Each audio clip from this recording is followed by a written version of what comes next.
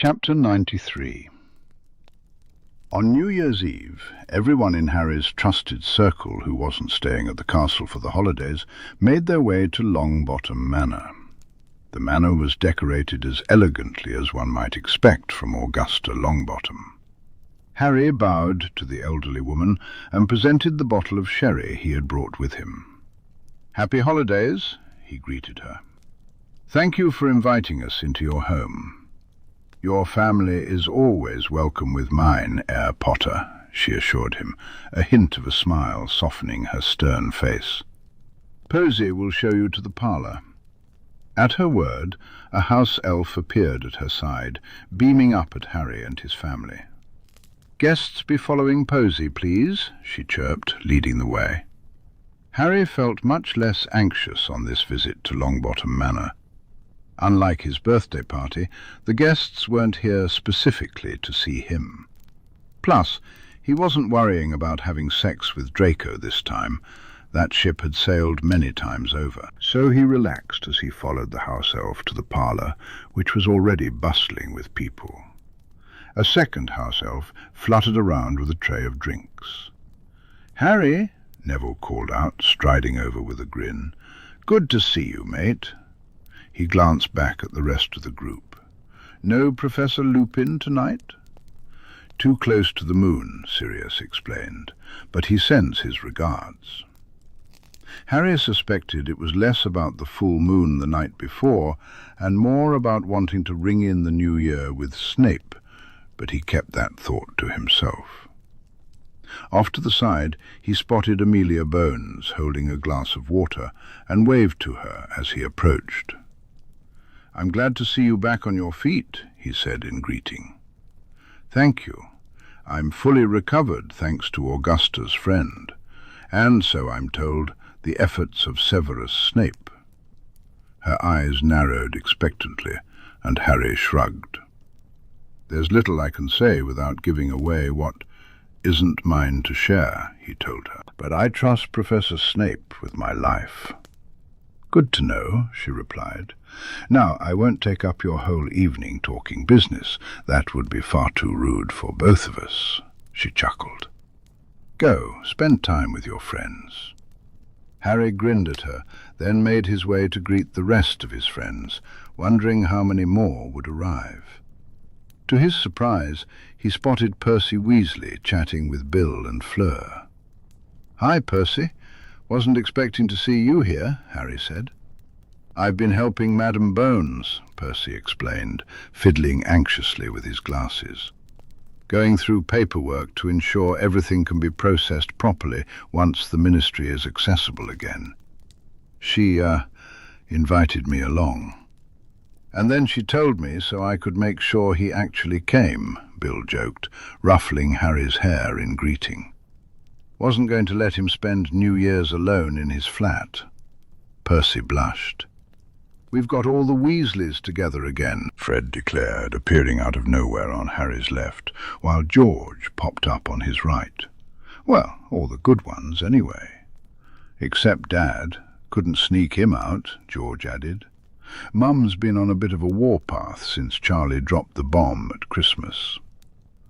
Mr. Weasley had written to Harry as promised, apologizing endlessly for his wife's actions, and for Ron's, since evidently Bill and the twins had explained to him that his son had been spying on Harry for Dumbledore.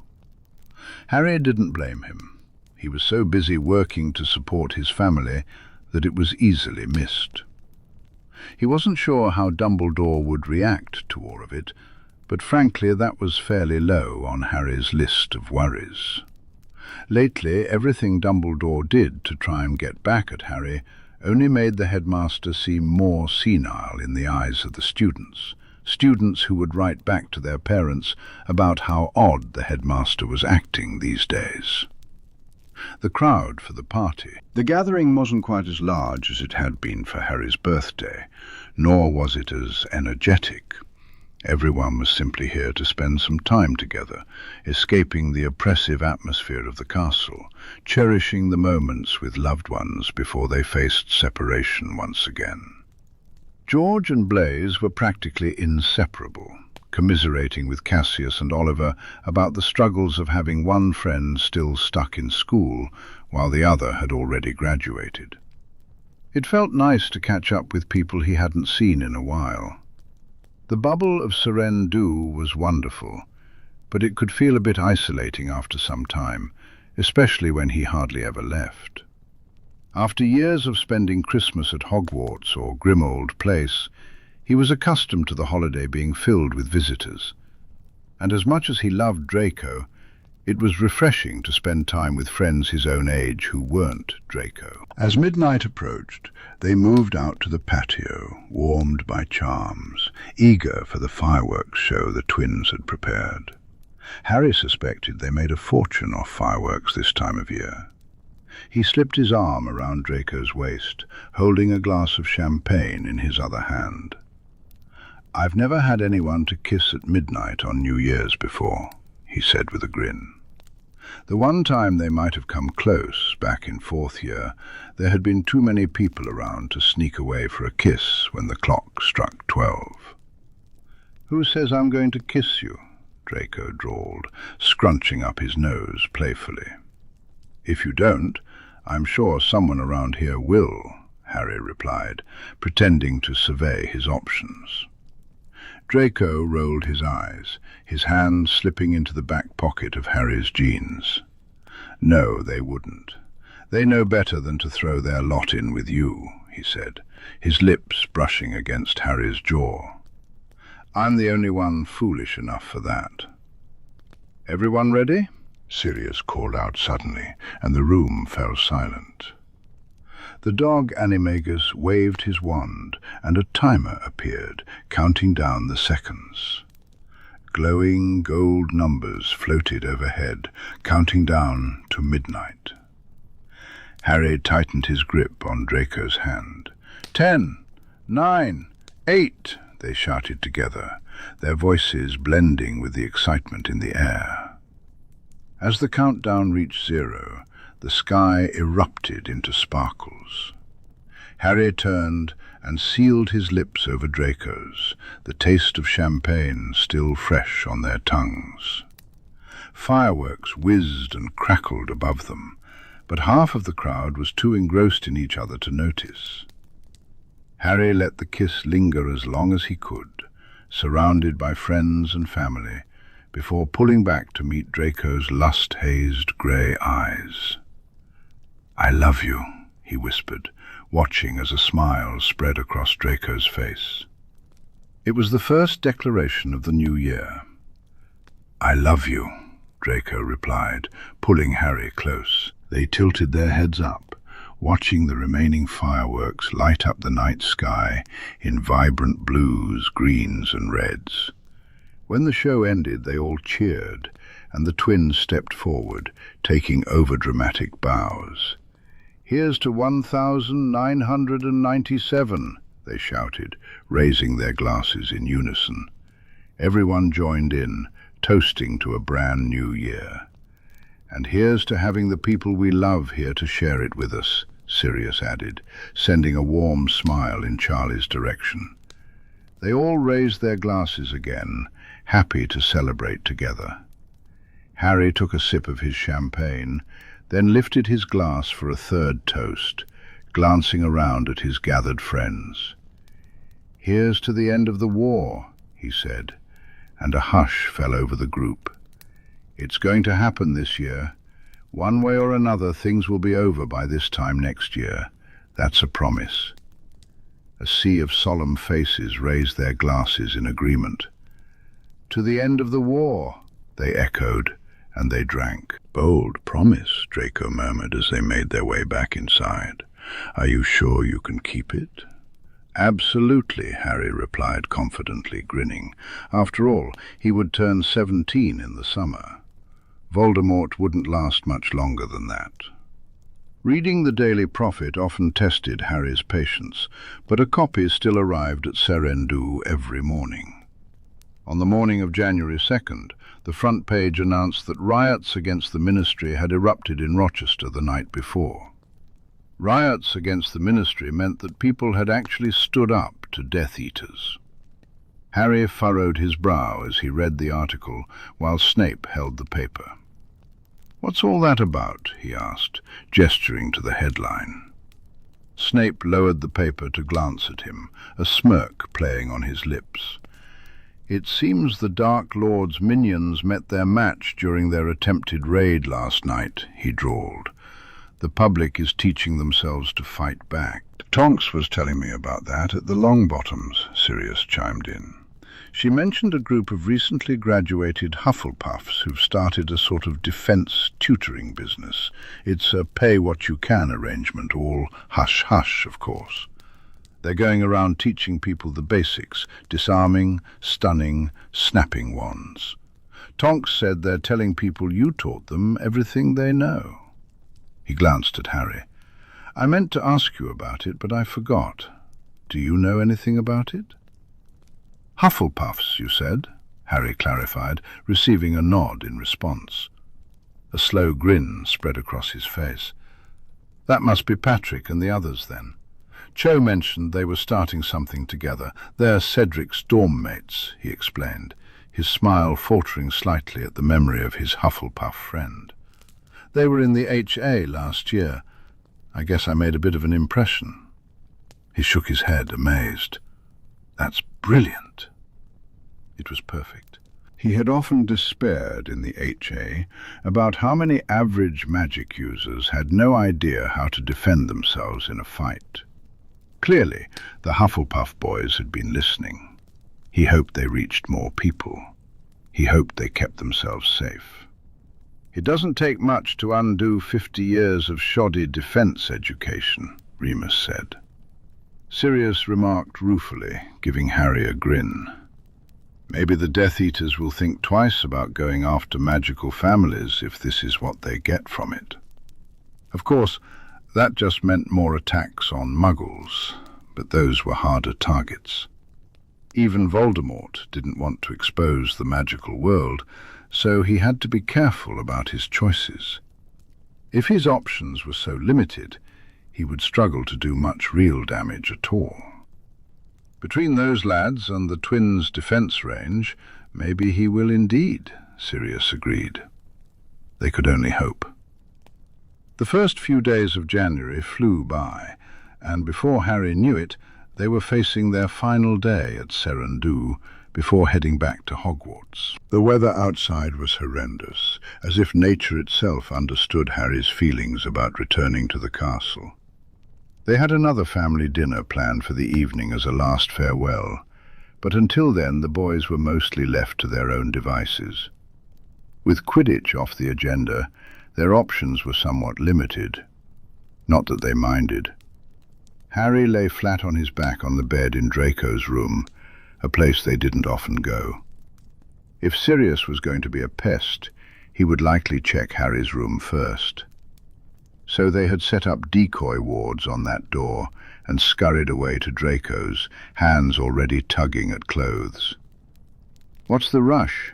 Draco drawled teasingly as he tugged at the zipper of his trousers. "We should take the opportunity to go slow while we still have it."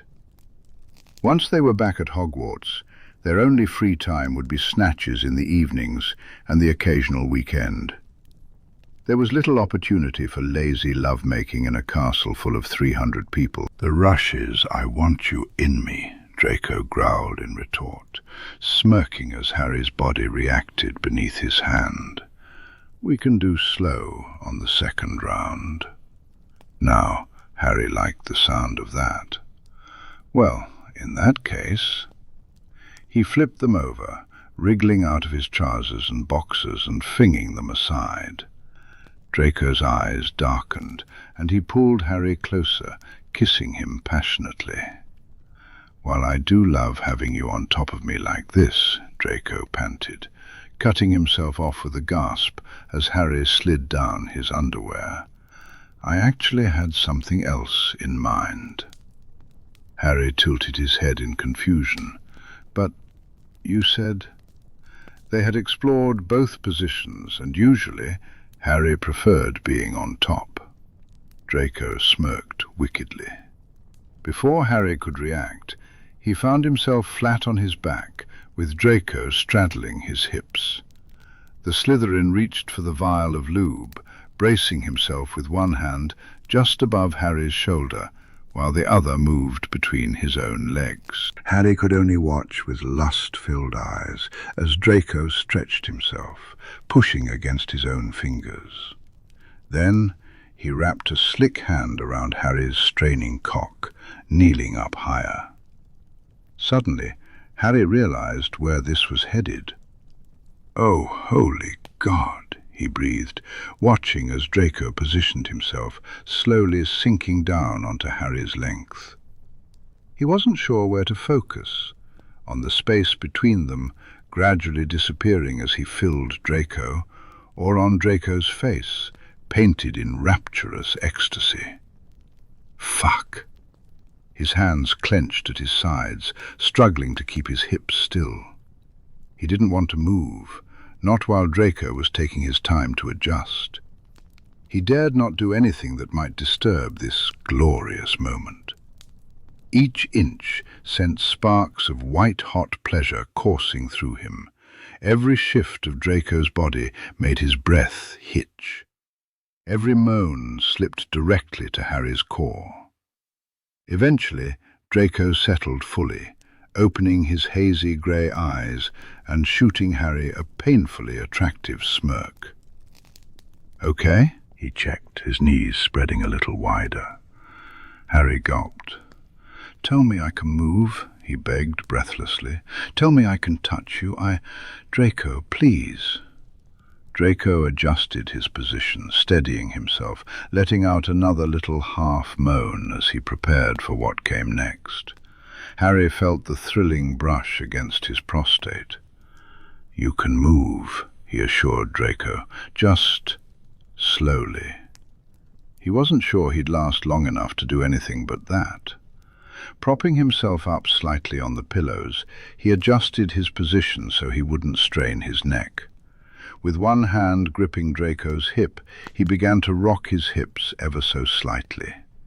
Each gentle movement caused Draco to jerk and gasp, angling his body just right until he cried out in pleasure.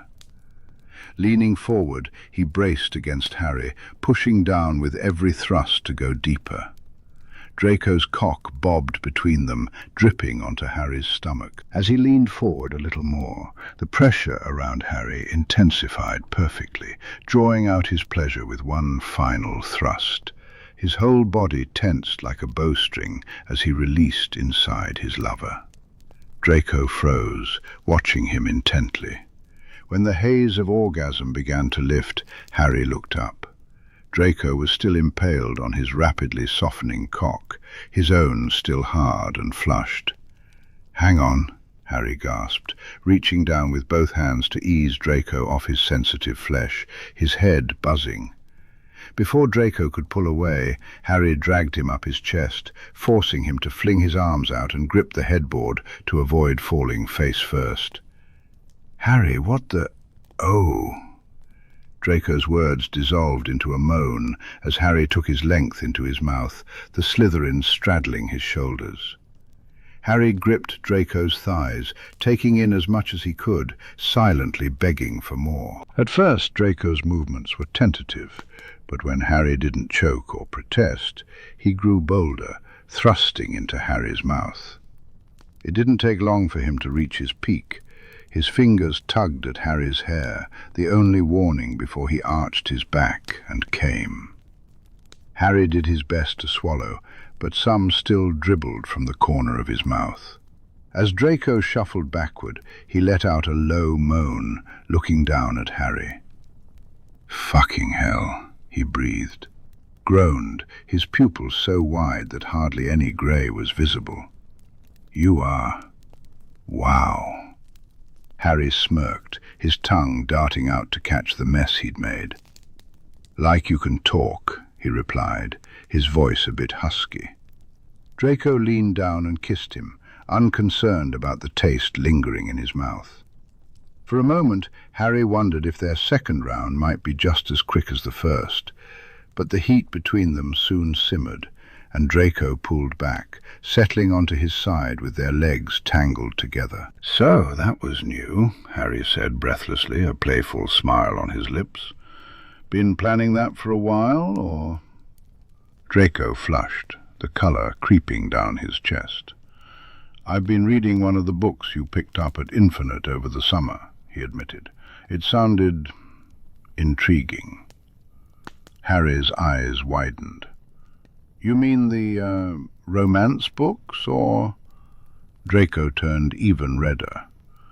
"The instructional one," he confessed quietly.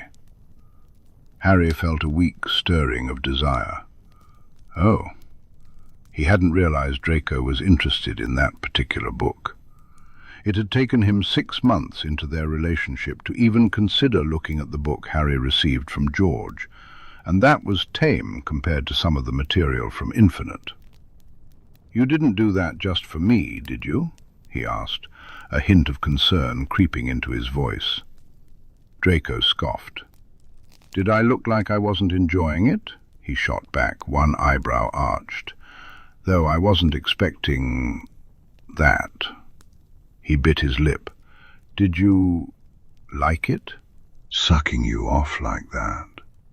Being pinned down beneath Draco, feeling the blonde thrust against him like that. Yeah, I liked it. He had only ever imagined something like that in his bolder fantasies. Most of the time, when they were together, he and Draco stuck to what they knew. It wasn't boring by any means. Even the familiar moments were still relatively new enough to be thrilling, with so much of their bodies yet to explore. Some of the books from Infinite really opened my eyes to how much we don't know and haven't explored yet, Harry said, reflecting on their journey together. He hadn't even touched on the ones that delved into kinks. "Well, if there are any new things you want to try, go right ahead," he assured Draco, pressing a soft kiss against his jaw. His magic flowed around them, casting a gentle cleaning charm. "If we don't like it, no big deal. We can just move on. It doesn't have to be complicated." "Pretty sure it does for most of the things in that book," Draco countered, shooting a pointed glance downward that made Harry chuckle. "You know what I mean," Harry replied, sliding his hand into Draco's silky hair and admiring the elegant curve of his boyfriend's cheekbones. "Don't feel like you can't ask me for things like that. The worst I can do is say no." He grinned cheekily. "Maybe we could read the book together and note down what we both like." "Are you trying to give me sex homework, you absolute nerd?" Draco asked flatly, and Harry burst into laughter. "I'm just saying that first idea of yours was ridiculously sexy, and I want to see what else you find appealing." He playfully pounced, pinning the Slytherin beneath him. "You always tell me to expand my palate." "I didn't mean like that," Draco shot back, rolling his eyes, but then his humour faded, replaced by a guarded look. "You're not bored with what we do, are you?" "What? Merlin, no," Harry said, kissing Draco softly as he stroked his hair. "Draco, love, I could kiss you for hours and never get bored. Honestly, I think you underestimate how much time I spend just looking at you. Neville says I have a problem," he added with a lopsided smile. "I love everything we do, but trying new things can be fun too." His smile softened as he cupped Draco's cheek. "We've passed the point where I worry you'll be freaked out by any part of me," he confessed, his voice gentle. Harry thought about the literal piece of the Dark Lord he'd once had in his head, but Draco hadn't flinched at any of that. "I feel like that extends to my dirty fantasies about you too. I definitely want to hear yours," Harry said, leaning in for another kiss. He loved how easily Draco's lips parted for him. "We've got our whole lives to figure out what we like and don't like," he added, thinking of the little velvet box that now resided in a hidden compartment of his desk drawer. "There's no need to be shy about asking for it now." Draco's Adam's apple bobbed as he considered this. I suppose," he replied, trailing his fingers up the ridges of Harry's spine. "And that whole kissing me for hours thing, is that an offer?" His pale blonde brows rose in curiosity. Harry smirked. "It absolutely can be." He meant every word. He could never get bored of kissing Draco, and they had hours before they were expected at dinner. The next day, taking the portkey back to school felt like being yanked from the most amazing dream by a bucket of cold water. They arrived in Snape's private quarters, and Harry kissed Draco goodbye before heading up to Gryffindor Tower. Now that they were back, no one could know that Snape had been with them over Christmas, except for McGonagall. In the common room, everyone was staring. "Is it true you're going out with Draco Malfoy?" Colin asked boldly. Harry chuckled. "Yup," he confirmed, prompting a wave of whispers. "Since 4th year," he added, in case that rumour hadn't gained enough traction. "Blimey," Colin breathed, his pale eyes wide as a house elf's. "Is that all everyone's been talking about all break?" Harry asked, amused. Flushing, Colin shrugged. "Not the only thing, but, well, you weren't really around for us to ask about it." "That's fair," Harry replied, spreading his arms wide. "Well, here I am. Very much. I'm in love with Draco Malfoy, who is absolutely not a Death Eater, and neither is his mother. We were just pretending to hate each other because his father would kill him if he knew the truth. And honestly, any other questions you might have about our relationship are probably none of your business." Harry noticed several people in the common room redden, likely those with the exact kind of questions he had no intention of answering in public. "I've got one more question," Colin piped up, and Harry raised an eyebrow. The usually shy boy flashed a surprisingly bold grin. "Do you think Vicky Frobisher would go out with me if I asked her?" A surprised laugh escaped Harry's lips. Colin was definitely a Gryffindor at heart. "I think you should give it a try and see what happens," Harry replied, winking. "But fair warning, if you break our keeper's heart, our beaters may break your face." Colin paled a little, but his smile remained. Harry only had enough time to chat with Colin and drop off his trunk before dinner. He found Neville in the dorms, having arrived with an earlier portkey.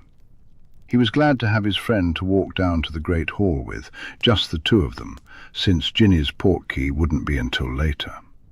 As they reached the entrance hall, Harry spotted a familiar head of blonde hair approaching from the corridor leading to the dungeons. "Oi, Malfoy!" he called out, drawing several gazes, including Draco's. Despite the rumours swirling around, half the people nearby seemed to be expecting a fight. Draco's eyes sparkled, and Harry noticed the long-suffering expression Theo shot Neville, which Neville undoubtedly returned. "What do you want, Potter?" Draco sneered. Harry couldn't maintain his hard-eyed expression for long. He broke into a grin. "Sit with me?" he asked sweetly, batting his eyelashes. Draco snorted. "If you insist," he replied. "Is this how the two of you are going to be now?" Neville complained half-heartedly as they walked into the Great Hall. "Until Harry gets bored of shocking people, most likely," Draco replied, sounding resigned but not particularly upset about it. Harry knew better. Draco was getting just as much enjoyment from shocking people as he was. After all, he was a Black. He thrived on drama. Most of the students had returned, though not all, and Harry felt a sense of relief at the thought of avoiding Ron and Hermione for a little while longer. As he and Draco settled at the Gryffindor table, Harry stole a glance at Dumbledore. The old man looked even more worn than he had before Christmas. Harry couldn't help but wonder how much the curse on his arm was affecting him now that he no longer had the castle's wards to support him. He worried that Dumbledore might not last until the end of the year. But the lack of twinkle in Dumbledore's eyes wasn't just from exhaustion. It had vanished the moment Harry and Draco walked in, hands linked. Harry smirked to himself. Let Dumbledore think what he wanted. He was done hiding parts of himself for the sake of safety. He was stronger than that now, stronger than Dumbledore. Dinner at Hogwarts felt like any other, with friends chatting about what had happened in the castle while he was away. The difference was that he no longer had to fret about how close he was sitting to Draco, or whether his comments could be interpreted as too flirty. Yet half the hall was staring at them like they were aliens. Harry didn't understand the fuss. It wasn't as if he and Draco had gone from hating each other to being boyfriends overnight. They had given the school months to adjust to their friendship. Just then, Ginny arrived, squeezing onto the bench beside Neville and greeting everyone cheerfully. Behind her, much less cheerful, were Ron and Hermione. They sat at the far end of the long table, occasionally shooting glares in Harry's direction, but mostly pretending he didn't exist. For the first time, Harry thought Charlie's little outburst at the Burrow might have been a blessing in disguise. Now that everyone knew he wasn't oblivious, he might finally get some peace from their heavy-handed attempts at burying the hatchet. As Harry reached for the water jug, a sudden hush fell over the students around him. "Mr. Malfoy." Harry jumped. Snape had appeared, staring down his hooked nose at them, his cold gaze fixed pointedly on Draco's hand, resting on Harry's back. 10 points from Slytherin for conduct unbecoming of your house." He continued walking, his robes billowing behind him. Even though they both expected it, Harry still felt Draco flinch ever so slightly. Snape had to make a statement, to publicly disapprove now that they had drawn such a blatant line in the sand. His reputation depended on it. But for Snape to take points from his own house, in front of the entire school, it was as if he was declaring that Draco was no longer a Slytherin in his eyes. Harry's heart clenched in sympathy as he noticed Draco's eyes dull and his shoulders hunch slightly. "You okay?" he asked softly, brushing a butterfly-light kiss across Draco's cheek. Draco nodded, his jaw clenched. "Fine. It's fine." Still, he barely touched the remainder of their dinner. Even when Draco and Harry had been publicly friends, there was always some hope among the genuine Voldemort supporters that he could be swayed back to their side. They treated him with respect, just in case he did come around. Snape had been neutral with him, but now all that would change. Draco would handle it. He was strong. But that didn't mean Harry had to like it. They stayed until the hall began to clear out, though all their friends could tell something was off. The hearts of those involved were no longer in the conversation. As they left, Harry paused in the entrance hall and pulled Draco into a firm kiss. He could feel the eyes of others on him, but he didn't care. He didn't want Draco going to bed feeling sad. "I'll see you in the morning," he murmured, trying hard not to blush, aware that everyone could hear him. "I love you." He felt no shame in expressing his feelings. He refused to hide them any longer. This earned him a flicker of a genuine smile from Draco. "Sap," Draco teased, squeezing Harry's hand. "I love you too. Don't forget to finish that Transfiguration essay tonight." Harry snorted quietly. "And they say romance is dead." Reluctantly, he let Draco go, watching him head towards Slytherin for a moment before Neville and Ginny nudged him toward the stairs. Only 6 months left of term. They could handle it. Just a week into the new term, Severus found himself summoned to the headmaster's office. He wondered what the latest problem could be, secretly hoping it involved the dark curse on the old man's arm. As he ascended the revolving stairs and stepped inside, he noticed Albus didn't look in pain, at least not more than usual. Instead, he appeared weary, showing his age in a way he never had before.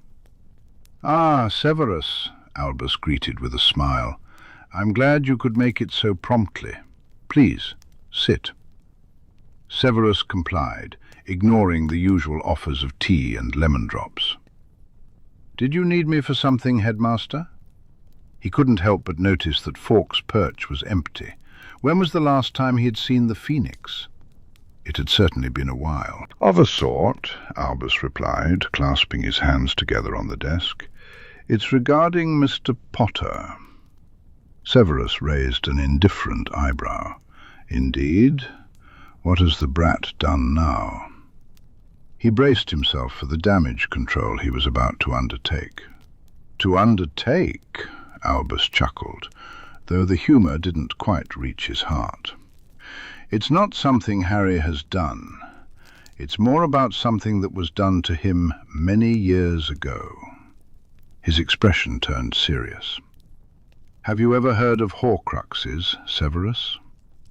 The potions master felt a chill run through him. "The term is familiar, though I can't recall where I've heard it," he replied, keeping his tone steady and trying not to show his unease. Had Albus realized that Harry had been hunting down several horcruxes? He forced himself to adopt an appropriately disgusted expression as Albus began to explain the concept, eventually revealing that the Dark Lord had created a number of them. "The ring I so foolishly wore over the summer was one of them," Albus admitted, shaking his head.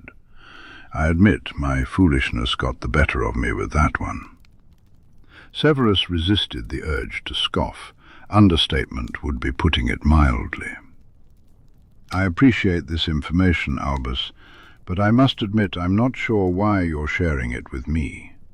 Should the Dark Lord learn that you know—" "I have faith that you can keep my secrets from Voldemort, Severus," Albus said, a slight smile appearing. "This one in particular. In fact, there's one horcrux even Voldemort himself is unaware of." Albus's smile faded as his gaze locked with Severus's. "It resides within Mr. Potter's curse scar, and has since the night his parents died." Severus tensed, allowing the shock to show on his face. Not shock at the revelation itself, but shock that Albus was confiding in him about it. How is that possible?" "I believe that because of the number of horcruxes Voldemort created, his soul became unstable enough to splinter when he was hit by the rebounded killing curse.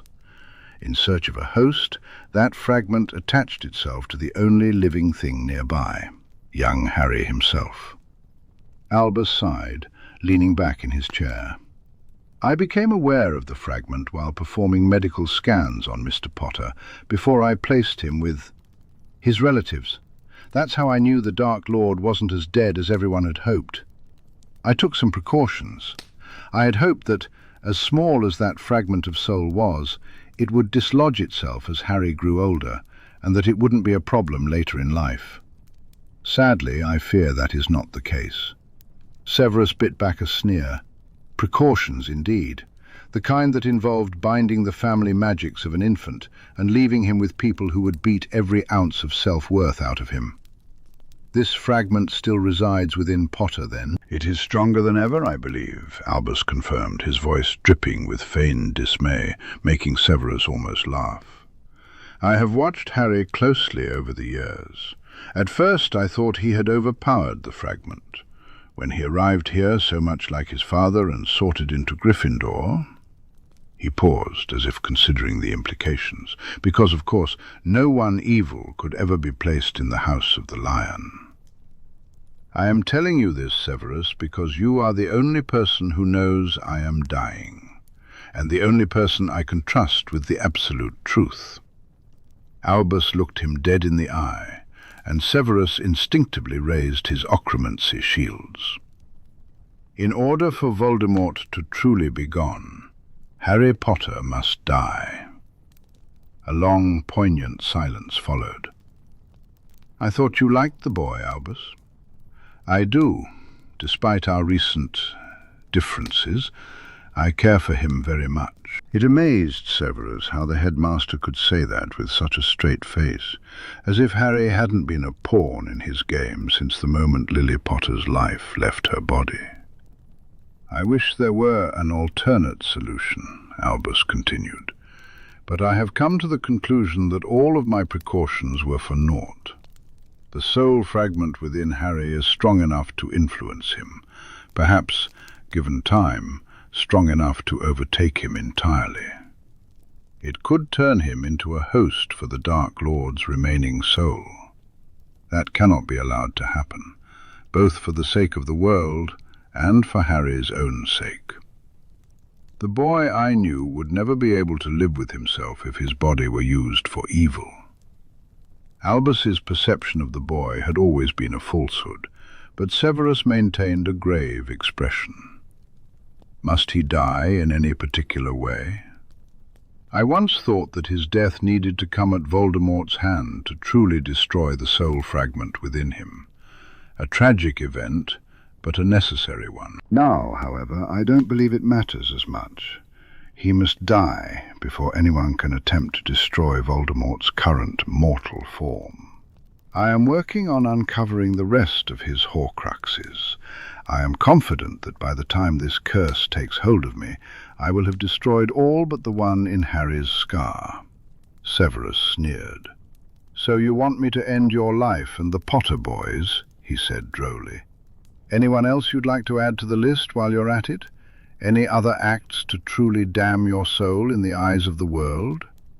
"I would not ask this of you if I had any other choice, Severus," Albus insisted, his tone apologetic. "And I may not need you to end Harry's life. I feel a certain level of responsibility for him. If the time comes when the influence of the Horcrux within him becomes too dangerous to ignore, I will bear that burden myself, if I am still able. I only wanted you to know in case this curse strikes me down before that chance arises." The casual way Albus spoke about killing a student made Severus's stomach churn. If the boy is to die before the Dark Lord, who will strike the final blow? The prophecy. "Prophecies are tricky things, Severus," Albus replied. "They're not always interpreted the way you might expect. I believe the power to defeat the Dark Lord mentioned in the prophecy lies with the Horcrux itself. Voldemort cannot be defeated until that is dealt with.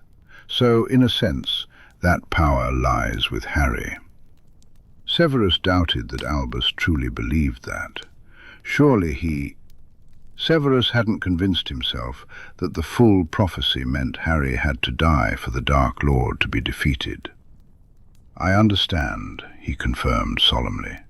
"So once the boy is gone, once these Horcruxes are gone, then anyone can defeat the Dark Lord." Albus's eyes twinkled, though it was a pale imitation of his usual brightness. "I dare say even you could commit the act, so to speak." Severus offered a forced smirk, as if that was all Albus could ever ask for. As if he would welcome the death of a child just to get his final revenge on one of his hated masters. "Perhaps," he agreed. "Thank you, Severus. You are the only one I trust with this knowledge." Albus leaned forward, his gaze imploring. "The only one I know who is strong enough to do what needs to be done." More like the only one whose soul was already damned enough. Still, Severus acted as if he appreciated the headmaster's faith in him and waited to be dismissed. As he walked back to his quarters, he mentally rearranged his evening plans to spend an hour or two at home. Remus and Sirius would need to hear about this. If Albus decided Harry had to be killed before he himself died, they would need to protect him. If the first term of the school year found Dumbledore hardly present in the castle at all, the second term found him everywhere. The headmaster seemed to constantly pop up in Harry's line of sight, crossing paths with him in the corridors between classes, watching him during mealtimes. He'd even been spotted strolling away from the Quidditch pitch one evening, right after Harry had cut practice short due to one of the bludgers acting particularly aggressive. Snape had warned him of Dumbledore's revelation that Harry needed to die, but Harry could hardly believe the headmaster was trying to kill him already. "I think he's trying to put me in the hospital wing," Harry told his friends during the heirs meeting, his face grim. "He tried to trip me at the top of the 6th floor staircase earlier today." Only Harry's quick reflexes had saved him from plummeting several floors down. The Patil twins gasped, horrified, and even Daphne looked ill. "But why? What could he possibly gain from injuring you like that?" Anthony asked, his brow furrowed. "Maybe he wants to put the magic blocks back on me," Harry thought aloud, shrugging. "Or maybe there's some new ritual he wants to do to me. I have no idea. Either way, he needs me alone and unconscious, I'd bet. The old man's plans are getting wilder and wilder the closer he gets to kicking the bucket. Merlin only knows what he's got up his sleeve these days." "We won't let him get to you," Neville declared vehemently. Harry shot him a quick smile. "I appreciate that, but I was thinking, if he's upping his game, so should we." A cluster of perplexed faces stared back at him. "I think we should let everyone know that he put compulsions on me during my first year." Susan sucked in a sharp breath. "Just the compulsions, or the magic blocks too?" "Just the compulsions for now, and telling people about the magic blocks might make it sound too unbelievable." The general trust in Dumbledore might be waning, but he wasn't sure it was that low yet. "We can even throw in that he got Ron and Hermione to pretend to be my friends to keep an eye on me. They know that I know about that now. If it meant the rest of the school hated them, even better." "We can do that," Parvati assured him. "How much detail do you want to go into? You know, about the result of the compulsions?" "Don't say too much," Draco piped up. "If the rumors are too detailed, it'll look suspicious. Let it lie that Harry hates all Slytherins and trusts the headmaster. The gossip mill will supply the rest." Harry nodded in agreement. The ideas the rest of the school could come up with would likely be far more entertaining. "That's probably easier than anything else he could spread," Parvati said with a mischievous grin. "If there's one thing people at this school love to talk about, it's Harry Potter." Harry snorted in agreement. Wasn't that the truth? With their plans set, the group began to disperse, eager to continue their afternoon. Draco had promised to study with Theo and Ernie, so Harry kissed him goodbye and headed towards Gryffindor with Neville. "Hey, Harry," Neville started, but when Harry looked at him, he paused, his expression anxious. Can I talk to you about something?" A blush crept all the way to Neville's ears. "It's kind of private." Yeah, sure." Harry frowned. He thought he heard footsteps and could have sworn he saw the tail of bright purple robes. "Come on." Making his way to the nearest Parseltongue passage, Harry hissed to open it. "Doesn't get much more private than this," he joked once they were safely inside. Neville chuckled half-heartedly. "So, what's up?" You and Draco have been together for a while now, right?" Neville began. Harry blinked at him. "Yes? What did that have to do with anything?" "And you and him, have you know," Neville stammered, clearly flustered. It took Harry a moment to grasp what he was hinting at. "Are you asking if we've had sex?" he asked, raising a bewildered eyebrow. Neville's face turned an even deeper shade of red. Maybe?" He covered his face with his hands. "It's none of my business, I know, but—" "Look, Nev," Harry said, patting him awkwardly on the shoulder.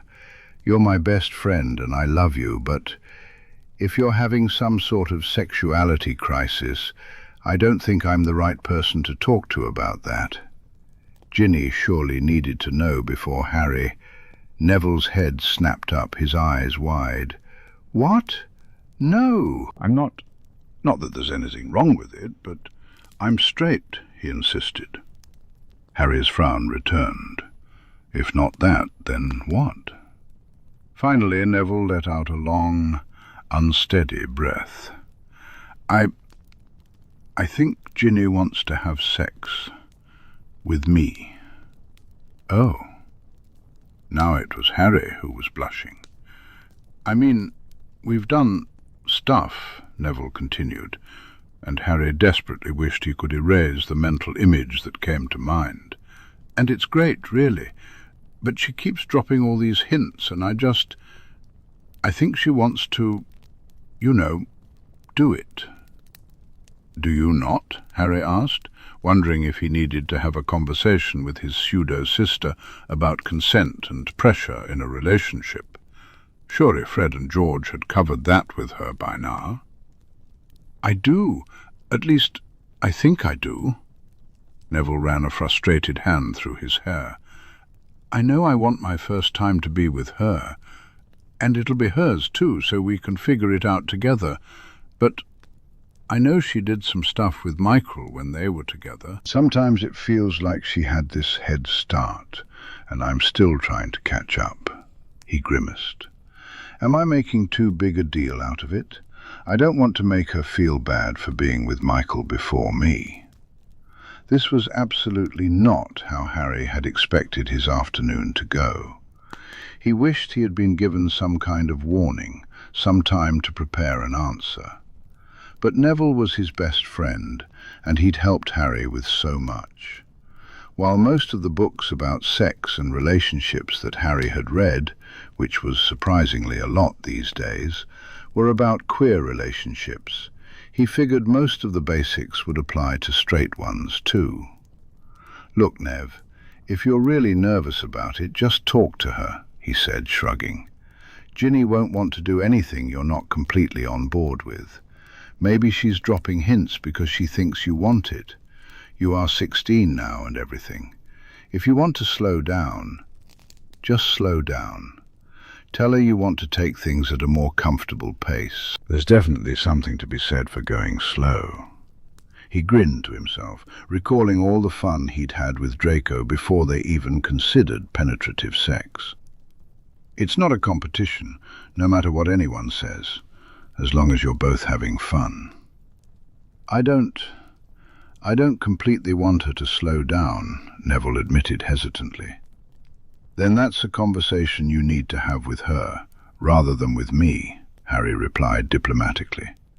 "And, as usual, I have books if you need them." That made Neville snicker. "You're practically a Ravenclaw," he teased, bumping his shoulder against Harry's.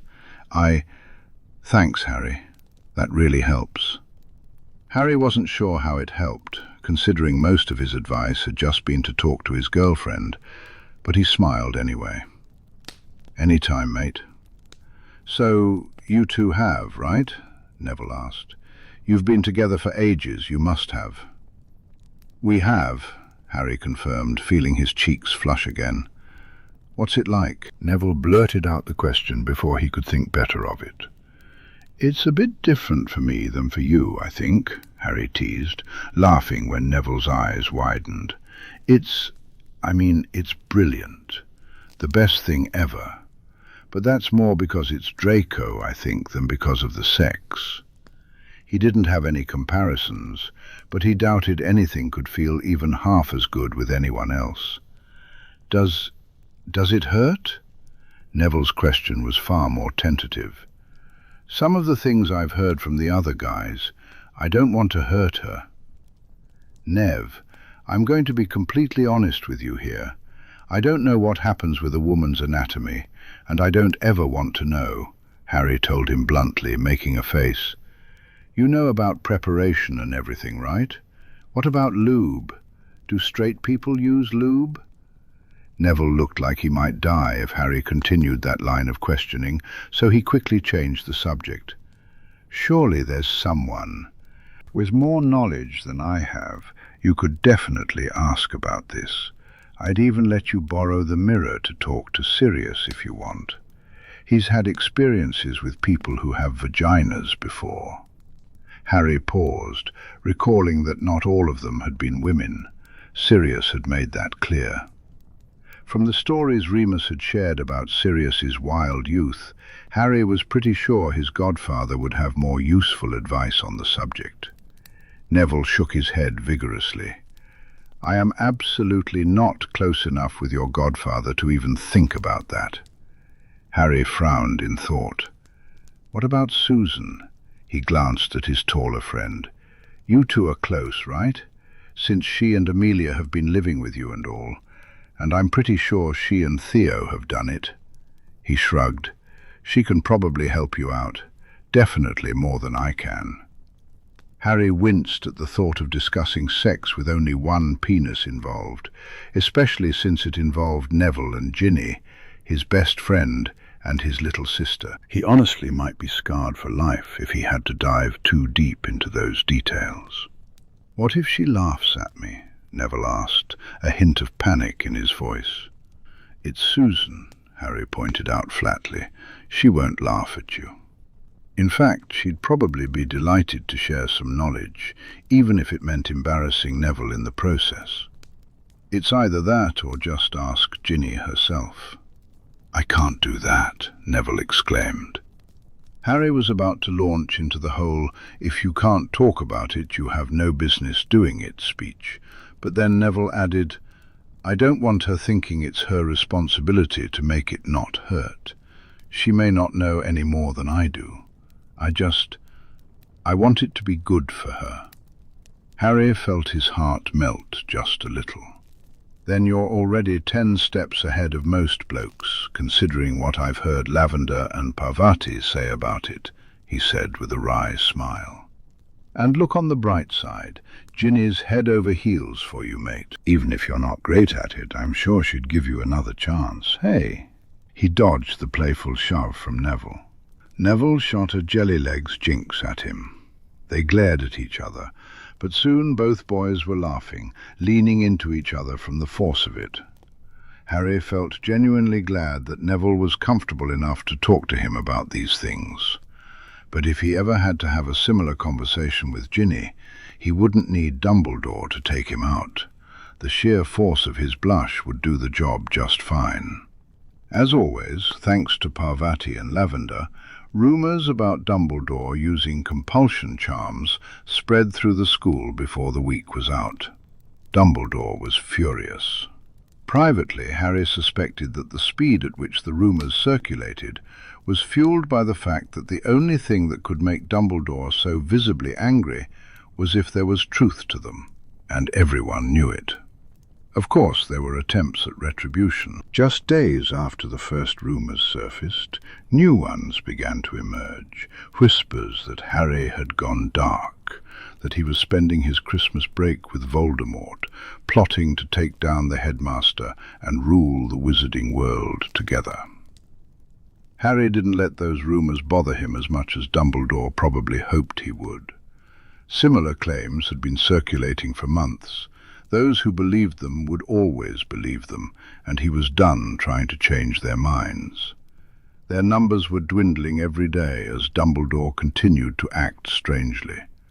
Still, all the whispers were igniting a sort of civil war within the school, a standoff between those on Dumbledore's side and those supporting Harry, creating a clear divide among the students. Ron and Hermione were the driving force behind the Dumbledore supporters, countering accusations of false friendship with passionate diatribes about how they had tried their best to be friends with Harry, but he had started pulling away from them after Voldemort's return, leaning more and more toward dark magic and pure-blood ideals. If anyone had been paying attention, they would have realized that half the evidence they used to support their claims, the rift between them, wasn't as clear-cut as they made it seem. Friendship, Harry's relationship with Draco, had all begun before Voldemort's resurrection. But of course, details like that were rarely relevant in the world of juicy gossip. To their credit, the teachers were trying to stay out of it, likely fearing they'd be fired if they publicly supported Harry. He could see which ones were on his side. Their eyes revealed their thoughts. He also noticed the solidarity from those who stood by him. Lately he hadn't seen much of Hagrid, and he hoped that wasn't intentional. They were both busy, after all. Amidst all this chaos, classes continued, as did the Hogwarts Alliance, Harry's training sessions with Snape, and, to keep him sane, his late-night rendezvous with Draco. Perhaps they were happening a bit more often than they should, considering how much work Harry had to do, but school was exhausting. The only real peace he found these days was in his boyfriend's arms, as cliché as that might sound. An hour or two with Draco before bed was sometimes the only thing stopping him from hexing every nosy student who muttered insults under their breath as he walked by. As Harry made his way back from one such encounter, he crossed the short distance between the Room of Requirement and Gryffindor Tower. His steps were light, his head still hazy from the intensity of the moment he had just shared with Draco. They had nearly fallen asleep together, but a gentle nudge from the castle itself had prompted him to pull away and head back to his common room. That same sensation still lingered in the back of his mind, and he scowled at it. I'm going," he muttered quietly, his jaw cracking in a wide yawn.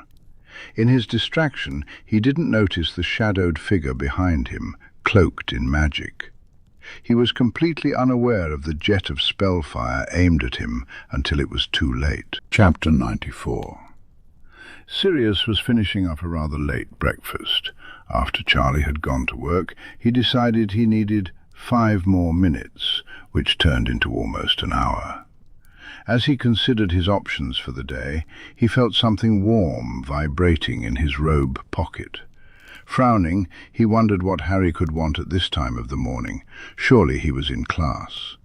Sirius racked his brain, trying to remember if his pup had a free period first thing on a Wednesday. His stomach churned uneasily as he pulled out the mirror, hoping for a friendly chat and not an emergency. But the face that appeared in the mirror wasn't his godson's. "Neville?" Sirius greeted, surprised. The churning in his stomach intensified. The Longbottom heir looked pale and anxious. "Lord Black," Neville replied, his tone wavering slightly. Sirius had told the boy to call him by his first name a dozen times, but now didn't seem like the right moment for another reprimand. "Sir, I think Harry's missing." Sirius's heart sank. "What do you mean?" "He wasn't in the dorm when I woke up this morning," Neville explained, "and he didn't show up to breakfast." "And you're sure he didn't just sleep over with Draco and decide to have a romantic breakfast in the kitchens together?" The hope in Sirius's voice was evident, but Neville shook his head. "Draco was at breakfast. I asked him, and he said he hasn't seen Harry since last night. And the castle isn't happy. It feels wrong." Damn it! Panic began to rise within Sirius, but he forced himself to shove it down. Freaking out wouldn't help anyone. "Where's Dumbledore?" He was at breakfast, didn't even seem to notice Harry was missing. Neville looked as suspicious of that as Sirius felt. Given the amount of attention the headmaster had paid to Harry, Sirius felt a sense of urgency as he realized Neville's silence was telling in itself. "Neville, do you know about the Marauders map?" he asked, relief washing over him when the boy nodded. "Do you know where Harry keeps it?" He usually has it on him, honestly," Neville replied, his expression falling. He vanished for a moment, and Sirius could hear him rummaging around. "It's not in his nightstand, nor is the cloak." "Bollocks!" Sirius hissed in frustration.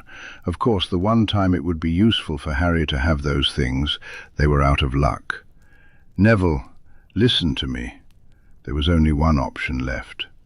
The boy's hazel eyes widened as they met Sirius's. "I need you to go to Professor Snape," Sirius instructed, watching Neville's shocked expression.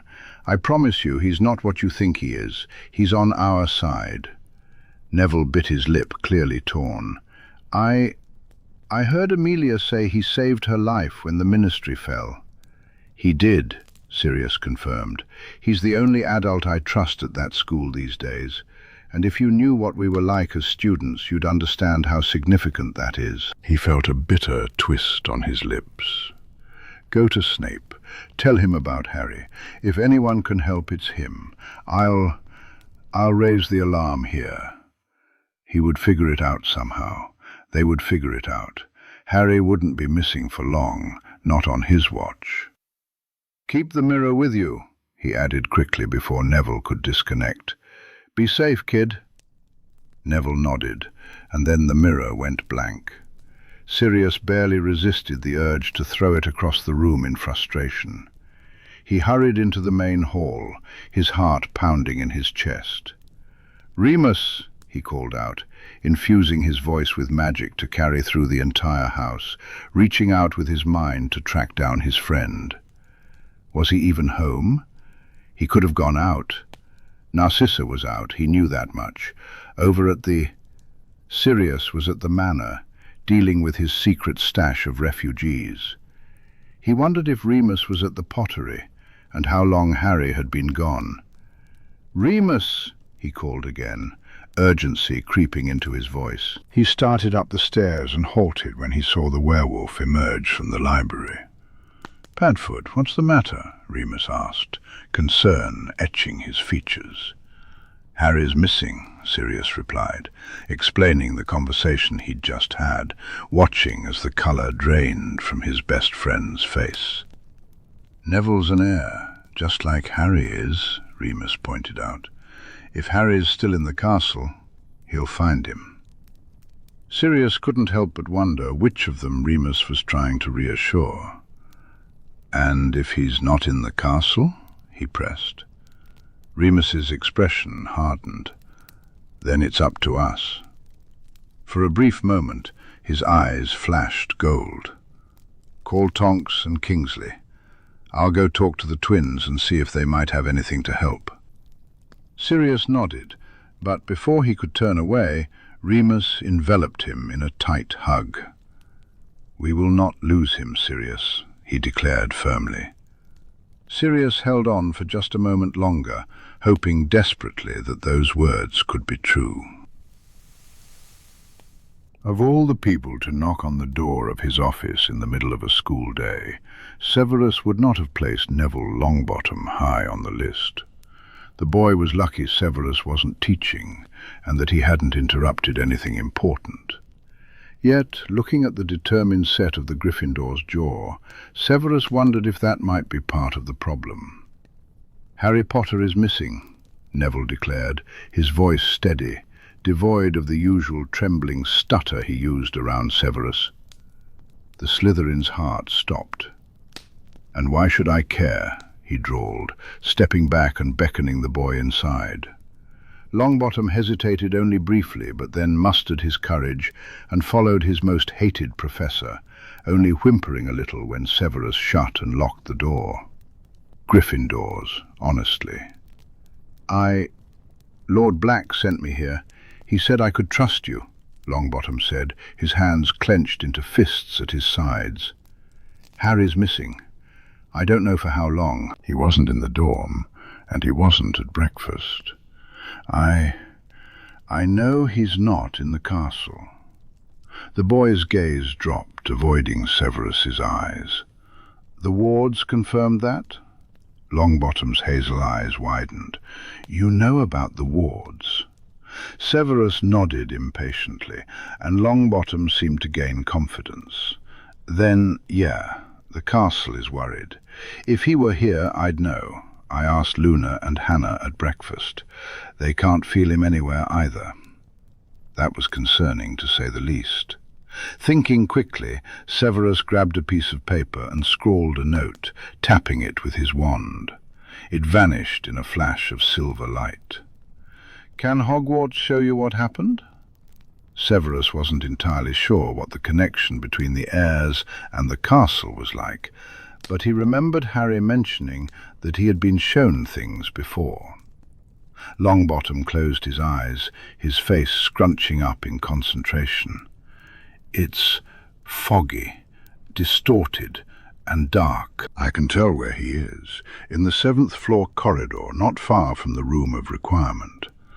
But I can't see what happened. It feels like I'm being blocked or something." Severus pinched the bridge of his nose. That did not bode well for any of them.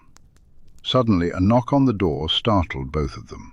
He gestured for Longbottom to stand out of view just in case, before dropping his wards and opening the door. Fortunately, it was just Draco. His godson's face was pale, and his lip was slightly swollen from worrying it between his teeth. "Is this about Harry?" he asked urgently. Severus let him into the office, and Draco did a double take at the sight of Longbottom. "You still can't find him?" Draco pressed on. "He was with you last night, right?" Severus looked at his godson, realizing the weight of the situation. Draco's expression was grave, showing just how serious the situation was. He didn't even blush. "In the room of requirement," he confirmed with a nod. "We both left just after midnight. I took the shortcut down to the dungeons, while he left through the main door." Fear flickered in his grey eyes as they met Severus. "Uncle Sev, what if it's Death Eaters? I know there are loyal students in the school. What if he has Harry?" Severus placed a reassuring hand on his godson's shoulder, giving it a gentle squeeze. "If the Dark Lord had a plan to kidnap Harry Potter, I would know about it," he said confidently. "Sir," Longbottom interjected hesitantly, "what if they're not working for you-know-who? What if they decided to, take initiative?" Severus snorted. "Death Eaters are not known for their initiative, Mr. Longbottom. Young Death Eaters especially lack the cunning." He didn't know all the loyal students in the school, but he was certain they didn't have the brains or the skill to catch Harry off guard, not even if he was distracted. Not after all the training Severus had put him through. "Unfortunately, gentlemen, I believe we're facing something worse than Death Eaters," he told them grimly. "There's only one person who can manipulate the school wards in a way that even an heir cannot fight back." The two boys exchanged a look of growing horror. Albus Dumbledore had finally reclaimed his chosen one. Meanwhile, Harry's world returned to him in fragmented pieces, fuzzy around the edges and ringing in his ears. He found himself horizontal, not on the floor but on something soft.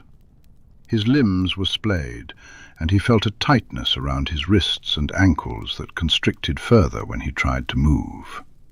He was tied to a bed.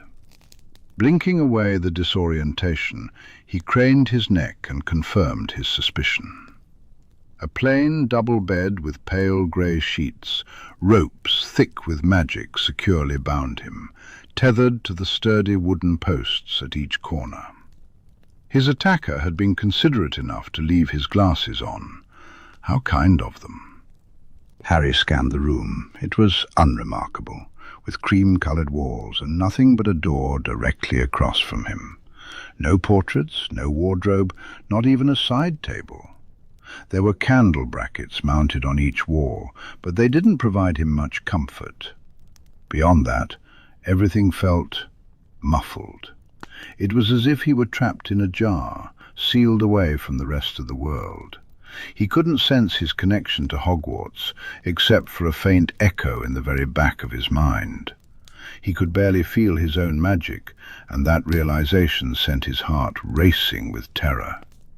He closed his eyes, trying to steady his breathing and focus on his magical core. But it felt like trying to swim through cement. The effort left him exhausted, and he slumped back against the mattress. His magic wasn't gone. He could sense that much. It was simply blocked, restrained, much like he was. When the door opened, Harry wasn't surprised by who entered. "Ah, Harry, my boy, you're awake," Dumbledore said, sweeping into the room, his face a perfect picture of a kindly old grandfather, except for the threat lurking in his eyes, of course. "Where am I?" Harry demanded, glaring at the man. Dumbledore smiled, conjuring a chair to sit beside the bed. Well, at least it wasn't the room that was blocking his magic. That was a small relief. "Somewhere safe," Dumbledore assured him, prompting a scoff from Harry. "I'm sorry for the somewhat unorthodox method of bringing you here, but I didn't think you'd come quietly," Dumbledore continued. "Unorthodox," Harry echoed cynically. "You mean kidnapping." The old man's beard twitched as a frown crossed his face. "It's for your own good, my boy.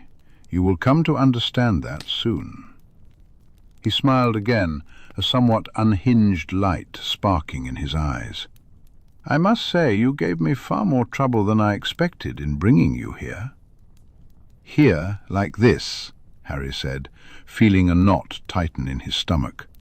"What do you mean?" Fear washed over him. "What did you do to me while I was unconscious?" Did he steal Harry's magic? And he linked himself to it like a parasite, just as he once had with the castle wards? "Oh, nothing sinister," Dumbledore replied with a chuckle. He reached into an inside pocket of his robe and pulled out a folded pile of silky fabric, Harry's invisibility cloak. "Merely, I did not expect you to be carrying this little marvel. My, if only I had known what it truly was when it was last in my possession, I should never have given it back to you, no matter how necessary it was for my plans. Letting you sneak about the castle, hidden even from me, I should have known then what it was." Harry stared at him, utterly bewildered. It was an invisibility cloak. Of course he was hidden beneath it. That was the whole point. "Now that I know the truth, now I have the knowledge of the Peverell family's secret, I have all three artifacts." He smiled, and Harry felt a shiver of unease creep down his spine. "I have become the master of death, my dear boy," he declared in a reverent tone. "A lifetime of searching, and you held the final piece all along. So you understand why I had to claim it back." He had gone mad. Dumbledore had truly lost it. Master of death. What did that even mean? What did it have to do with the Peverells and Harry's cloak? Dumbledore leaned forward, and Harry wished he could scramble away, do anything to defend himself, but he was tied to that stupid bed. He felt utterly helpless, alone in a room Merlin only knew where, with a madman who had kidnapped him for what, exactly? He flinched when Dumbledore's good hand patted him on the arm. "I wish things had gone differently, my boy," the headmaster said mournfully. "Truly I do. Had you not gotten so headstrong, perhaps this all could have been avoided." "I haven't broken all your compulsions, you mean?" Harry spat, glaring at Dumbledore. "If I had stayed your good little Gryffindor pet, always ready to sacrifice myself for the greater good, and your own damn glory." Dumbledore didn't react, merely letting out a sigh. "Those compulsions were for your own protection, Harry," he insisted. Harry wondered if Dumbledore truly believed that, if he had genuinely convinced himself he was still doing the right thing. "There is a great evil within you, within your scar. I had hoped, when I placed that magic on you, that it would be enough to help you shed that evil, to grow stronger than its influence, to remain firmly within the light. Sadly, that is not the case. I'm afraid we have no other choice, my boy. You must die for the evil to truly be vanquished. You must die for Lord Voldemort to be killed. The prophecy demands it." Harry gaped at him, but the headmaster didn't notice, continuing his sad gaze. "I wish it did not have to be this way. I wish you had been given the chance to face your destiny in battle, as a true Gryffindor should," Dumbledore said apologetically. "But you have long since proven that your own selfishness, the influence from the evil within you, will win out. I cannot trust you to do the right thing anymore, Harry. I must take that burden upon myself." He gripped Harry's forearm tighter. "Please, forgive me." "Bullshit," Harry shot back. "I already know about the horcruxes. I know all about the evil you think is within me. It's gone now. The goblins removed it this summer, just like they removed all your compulsions and the blocks on my family magic back before my 3rd year. It's not the influence of evil that's pulled me away from you. It's your own damn actions. You're the one who manipulated me, who influenced me. You changed my entire personality to fit your schemes, to turn me into the perfect little pawn, your weapon." Dumbledore's fingers dug in painfully. "The only selfish one here is you, Dumbledore. Raising a child for slaughter just to make yourself the hero once again." To Harry's surprise, Dumbledore simply chuckled, shaking his head. "You're just like him, you know," he said. Harry doubted he meant James Potter. He always thought he knew absolutely everything, that only his viewpoint was the truth, and everyone else was just lying, manipulating him. I can see now that his soul has tainted yours on a deeper level than I ever imagined possible." "Tom Riddle's soul is nowhere near mine," Harry snarled. "The only taint on it was yours, and I freed myself from that long ago." "It saddens me that you think so, Harry," Dumbledore murmured, "but that just proves even further that I must do what is necessary." He finally released Harry's forearm, stroking his beard. "The difficult decisions have often fallen to me. It is a burden that most would not bear, but it is necessary nonetheless. Once I have dealt with you, I can find the remaining horcruxes, and finally rid the world of the darkness that has plagued it for so long now." His smile turned sharp.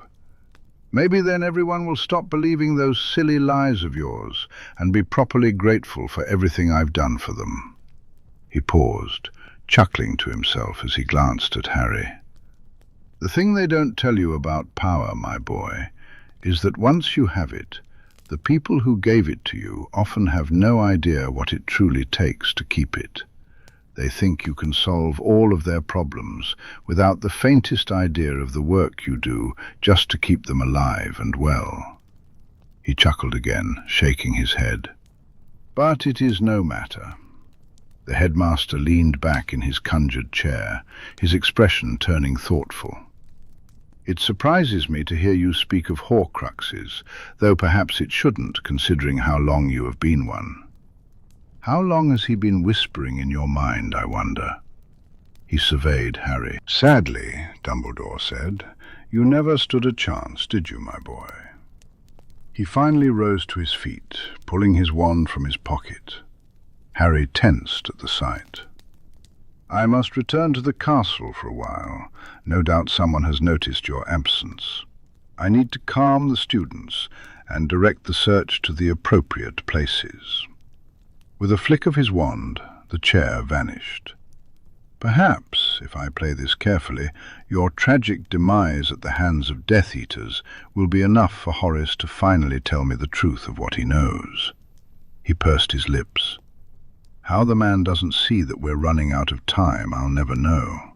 He's always been a fool."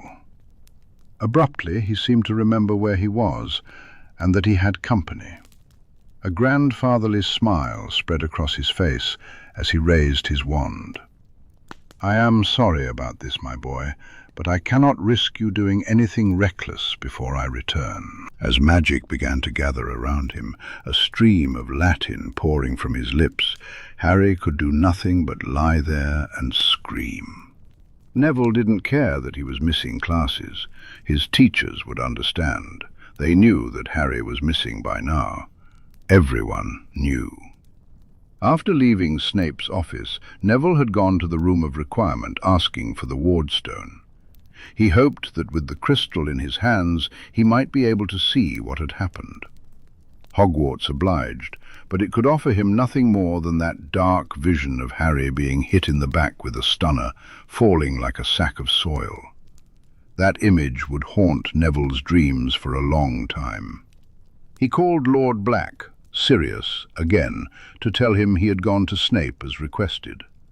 Sirius was with Tonks and Kingsley Shacklebolt, which instantly made Neville feel better. He shared what Snape had said about it being Dumbledore rather than Death Eaters. They seemed to have come to that conclusion on their own. Neville felt so useless. He wasn't powerful like the others. Harry was connected to Draco, but Neville didn't know half of what was really happening in Harry's life these days. He only knew what was safe enough to understand. Snape had advised him to keep his head down and watch for anything suspicious. But how could he do that when everything felt suspicious? Ron and Hermione not appearing worried about Harry's disappearance was suspicious. Lisa Turpin and Tracy Davies laughing about it was suspicious. The fact that daily life at Hogwarts continued as if nothing was wrong was suspicious. How could everyone just go on attending classes as if everything was normal? Finally, it was lunchtime, and Neville made a beeline for Hannah at the Hufflepuff table. Luna was there too, along with half their friends, all wearing anxious and drawn expressions. "Still no sign of him?" Susan asked Neville. He shook his head. "There are people on the case, outside the school." "The usual crowd," he replied, careful not to mention any names in such a public space. Susan nodded, her brow furrowing. "That's good. Merlin, how could this happen? Harry's usually so careful. You've seen what his reflexes are like." It had almost turned into a game for a while in the Dumbledore's army, trying to catch Harry off guard. Spells were sent from all angles, but every time Harry was too quick with a shield or managed to duck out of the way. Neville knew he'd trained for it. Thanks to Draco, he was aware it was Snape who had done most of the training, but that meant it must have taken an immense amount of power to take Harry down in one spell. He was a bit preoccupied, Neville pointed out. Draco had mentioned they'd both been sleepy and satisfied when they parted ways, suggesting that Harry might not have been at his most alert. But Neville had seen Harry go from dead asleep to awake and fighting in mere seconds before. With the castle's awareness surrounding him, even being dazed from, well, other activities, wouldn't leave him that vulnerable. Then again, this was Dumbledore they were dealing with. Even with the heirs taking over the wards, he was still the headmaster of Hogwarts, still connected to the castle. He had been involved in shady dealings around the school for longer than all 4 of the heirs had been alive.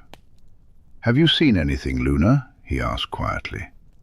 Luna shook her head sadly. "There are too many Raxperts. Everything is so shrouded. There are so many paths it could take." That uncertainty made Neville feel sick. A future so unclear didn't bode well for Harry at all. "Budge up." He turned to see Ginny approaching with Draco, his face drawn and tense. "You both need to eat something." Neville glanced down at the empty plate in front of him, and then met Ginny's brown eyes, feeling guilty. "I can't stomach anything, Gin," she huffed, and moments later 2 sandwiches appeared in front of her.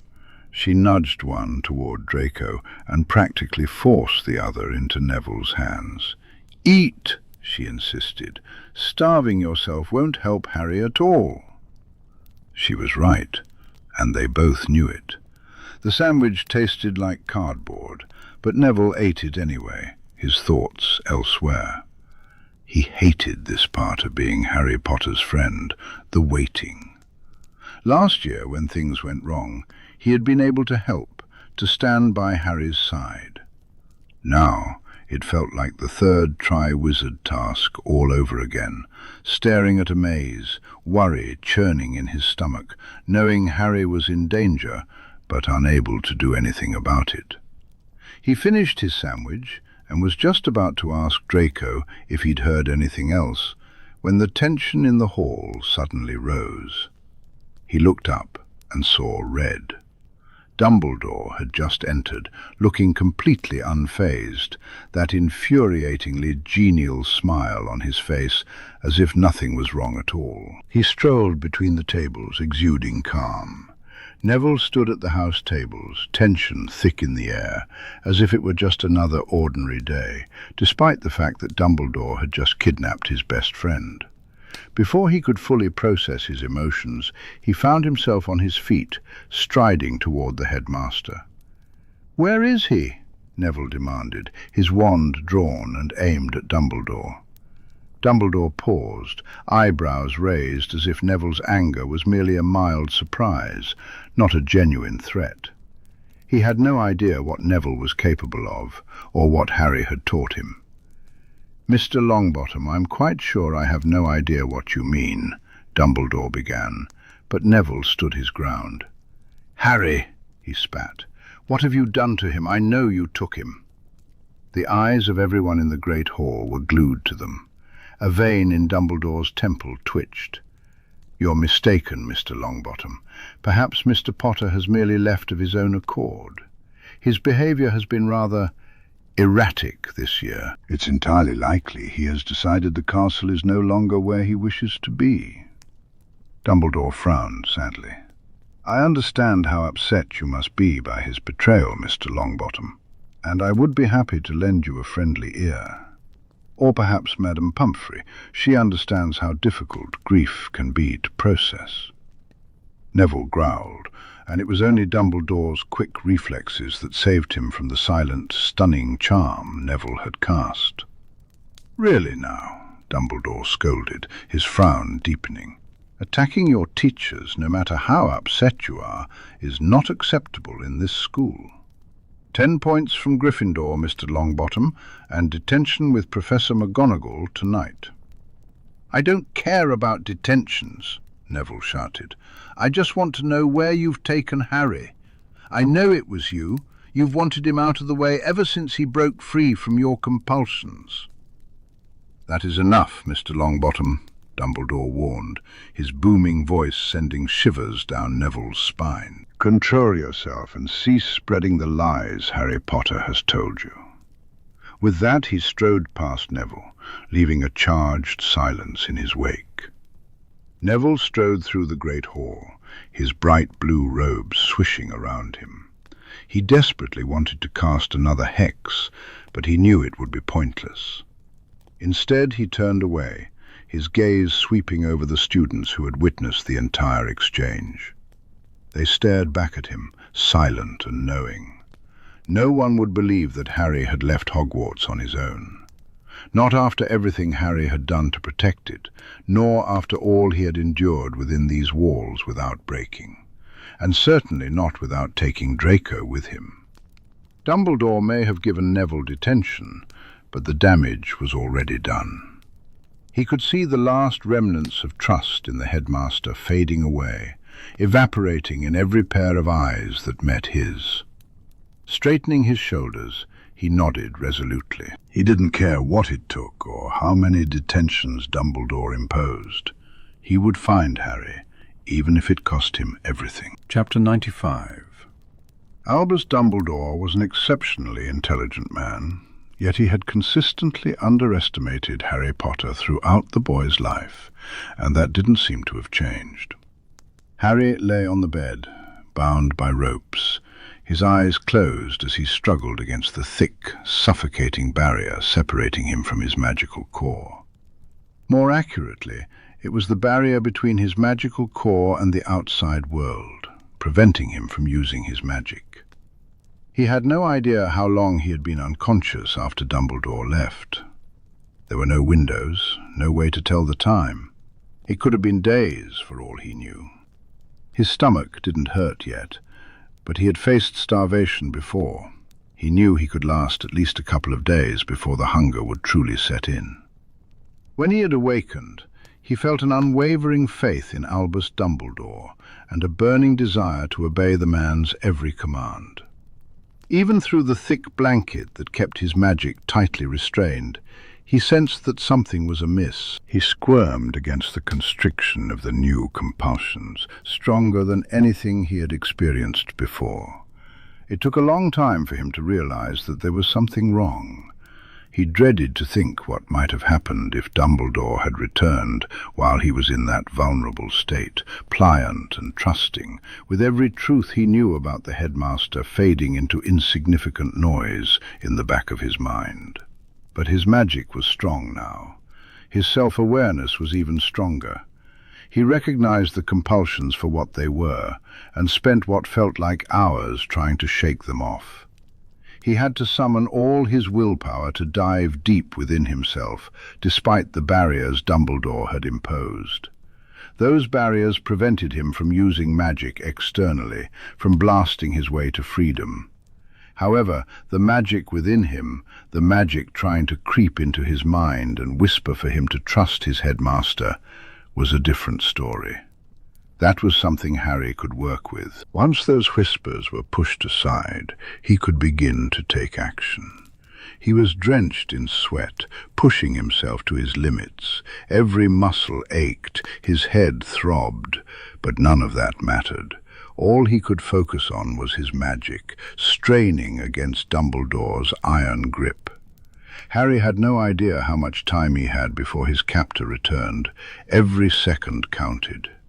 If Dumbledore showed up soon, Harry could pretend to be under the influence, hoping the old man would let his guard down long enough for him to make a move.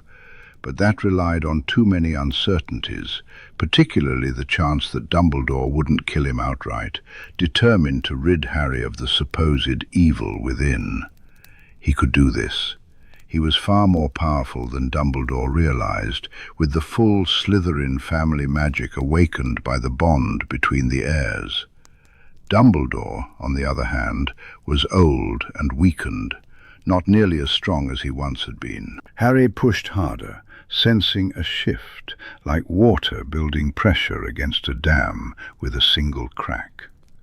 All that force focused on the weakest point, and eventually it would break. The candles flickered wildly as Harry's magic burst forth.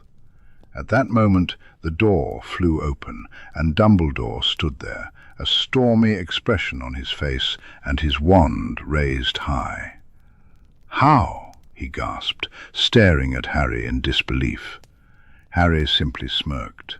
In an instant his form twisted and shrank, sprouting fur. The magical ropes binding him fell loose against the mattress as his slender fox limbs slipped free. He leaped off the bed, transforming back into human form. His animagus shape was perfect for stealth, but now he needed to fight.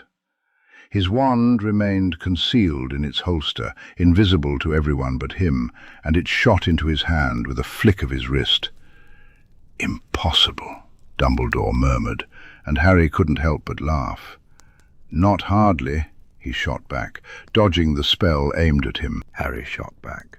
"You're not as strong as you think, old man." He danced to the side, trying to draw Dumbledore in closer. He had to escape. After using so much magic just to break free from the spells, he didn't have much left for a proper duel. As soon as Dumbledore stepped further into the room, Harry barreled past him, raising a shield behind him, stronger than anything they'd learned in school, powerful enough to block the dark hexes Dumbledore hurled his way. The headmaster wasn't holding back. He wanted Harry under his control or dead in the process. Neither option appealed to Harry. They seemed to be in a small cottage. At the end of the hallway he spotted a cosy living room, and his eyes widened at the sight of the front door. Suddenly, a spell seared past his temple, and he cursed, whipping around to fire a sickly yellow compression curse in return. Dumbledore's eyes narrowed. "And you say you haven't fallen under his influence?" he asked. Harry scoffed. "It's no worse than what you've tried to hit me with," he taunted, glancing between Dumbledore and his way out. "You're making a mistake, Harry," the headmaster insisted, charming the curtain ties to wrap around Harry's wrists. Harry burned them to cinders, snarling, "You must accept the sacrifice you're destined to make, for the sake of your loved ones, if nothing else.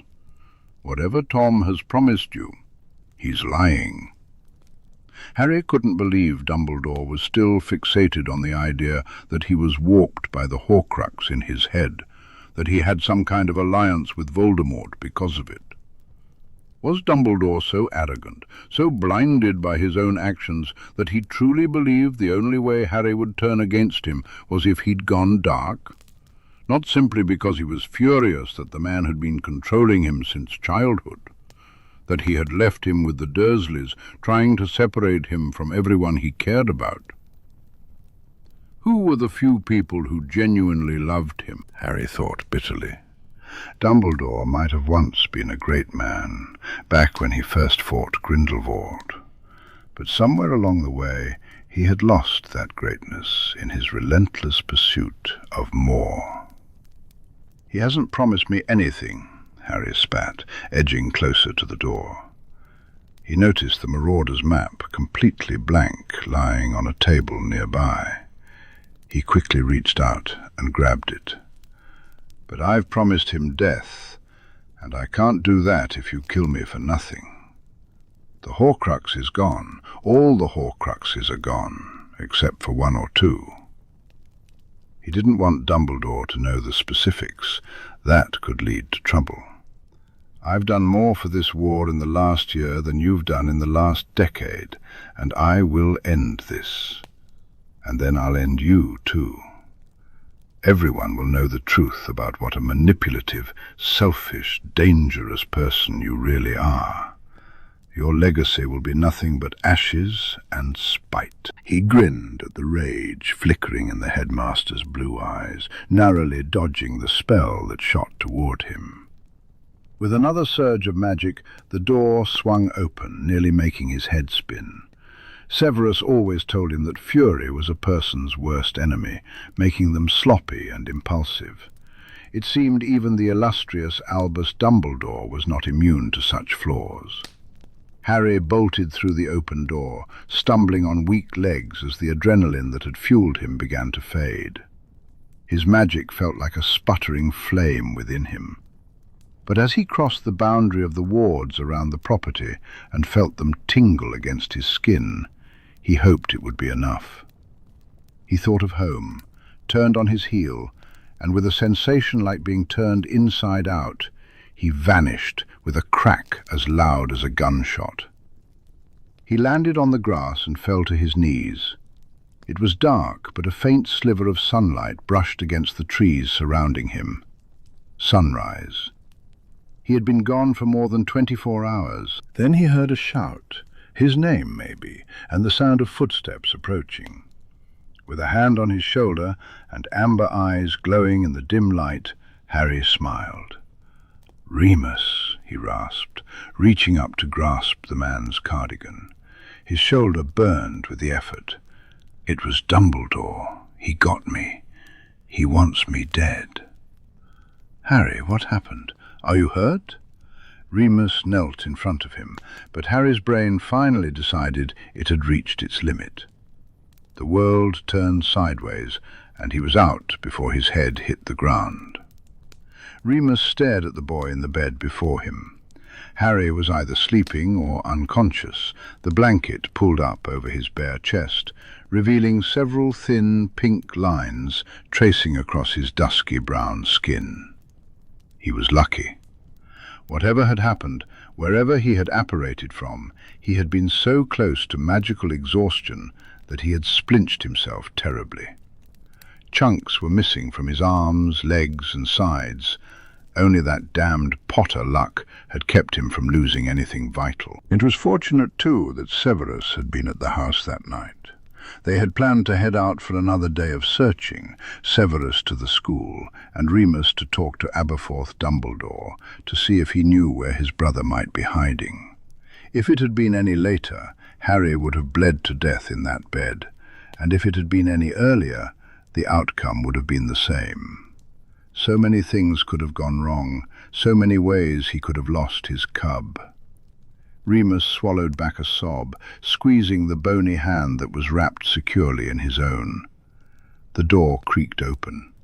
He looked up, feeling a weight lift in his chest at the sight of Severus sweeping in, his black teaching robes billowing behind him. The Slytherin's dark eyes scanned the unconscious boy, his lips pressing into a worried frown before he turned to Remus, his gaze softening. "No change, then?" "Not so much as a twitch," Remus replied. In 2 long strides, Severus was across the room, standing at Remus's side. The werewolf leaned his head against the wall, feeling the weight of the moment settle around them. Severus sighed, his shoulders slumping. "I just want him to be okay," Remus said softly.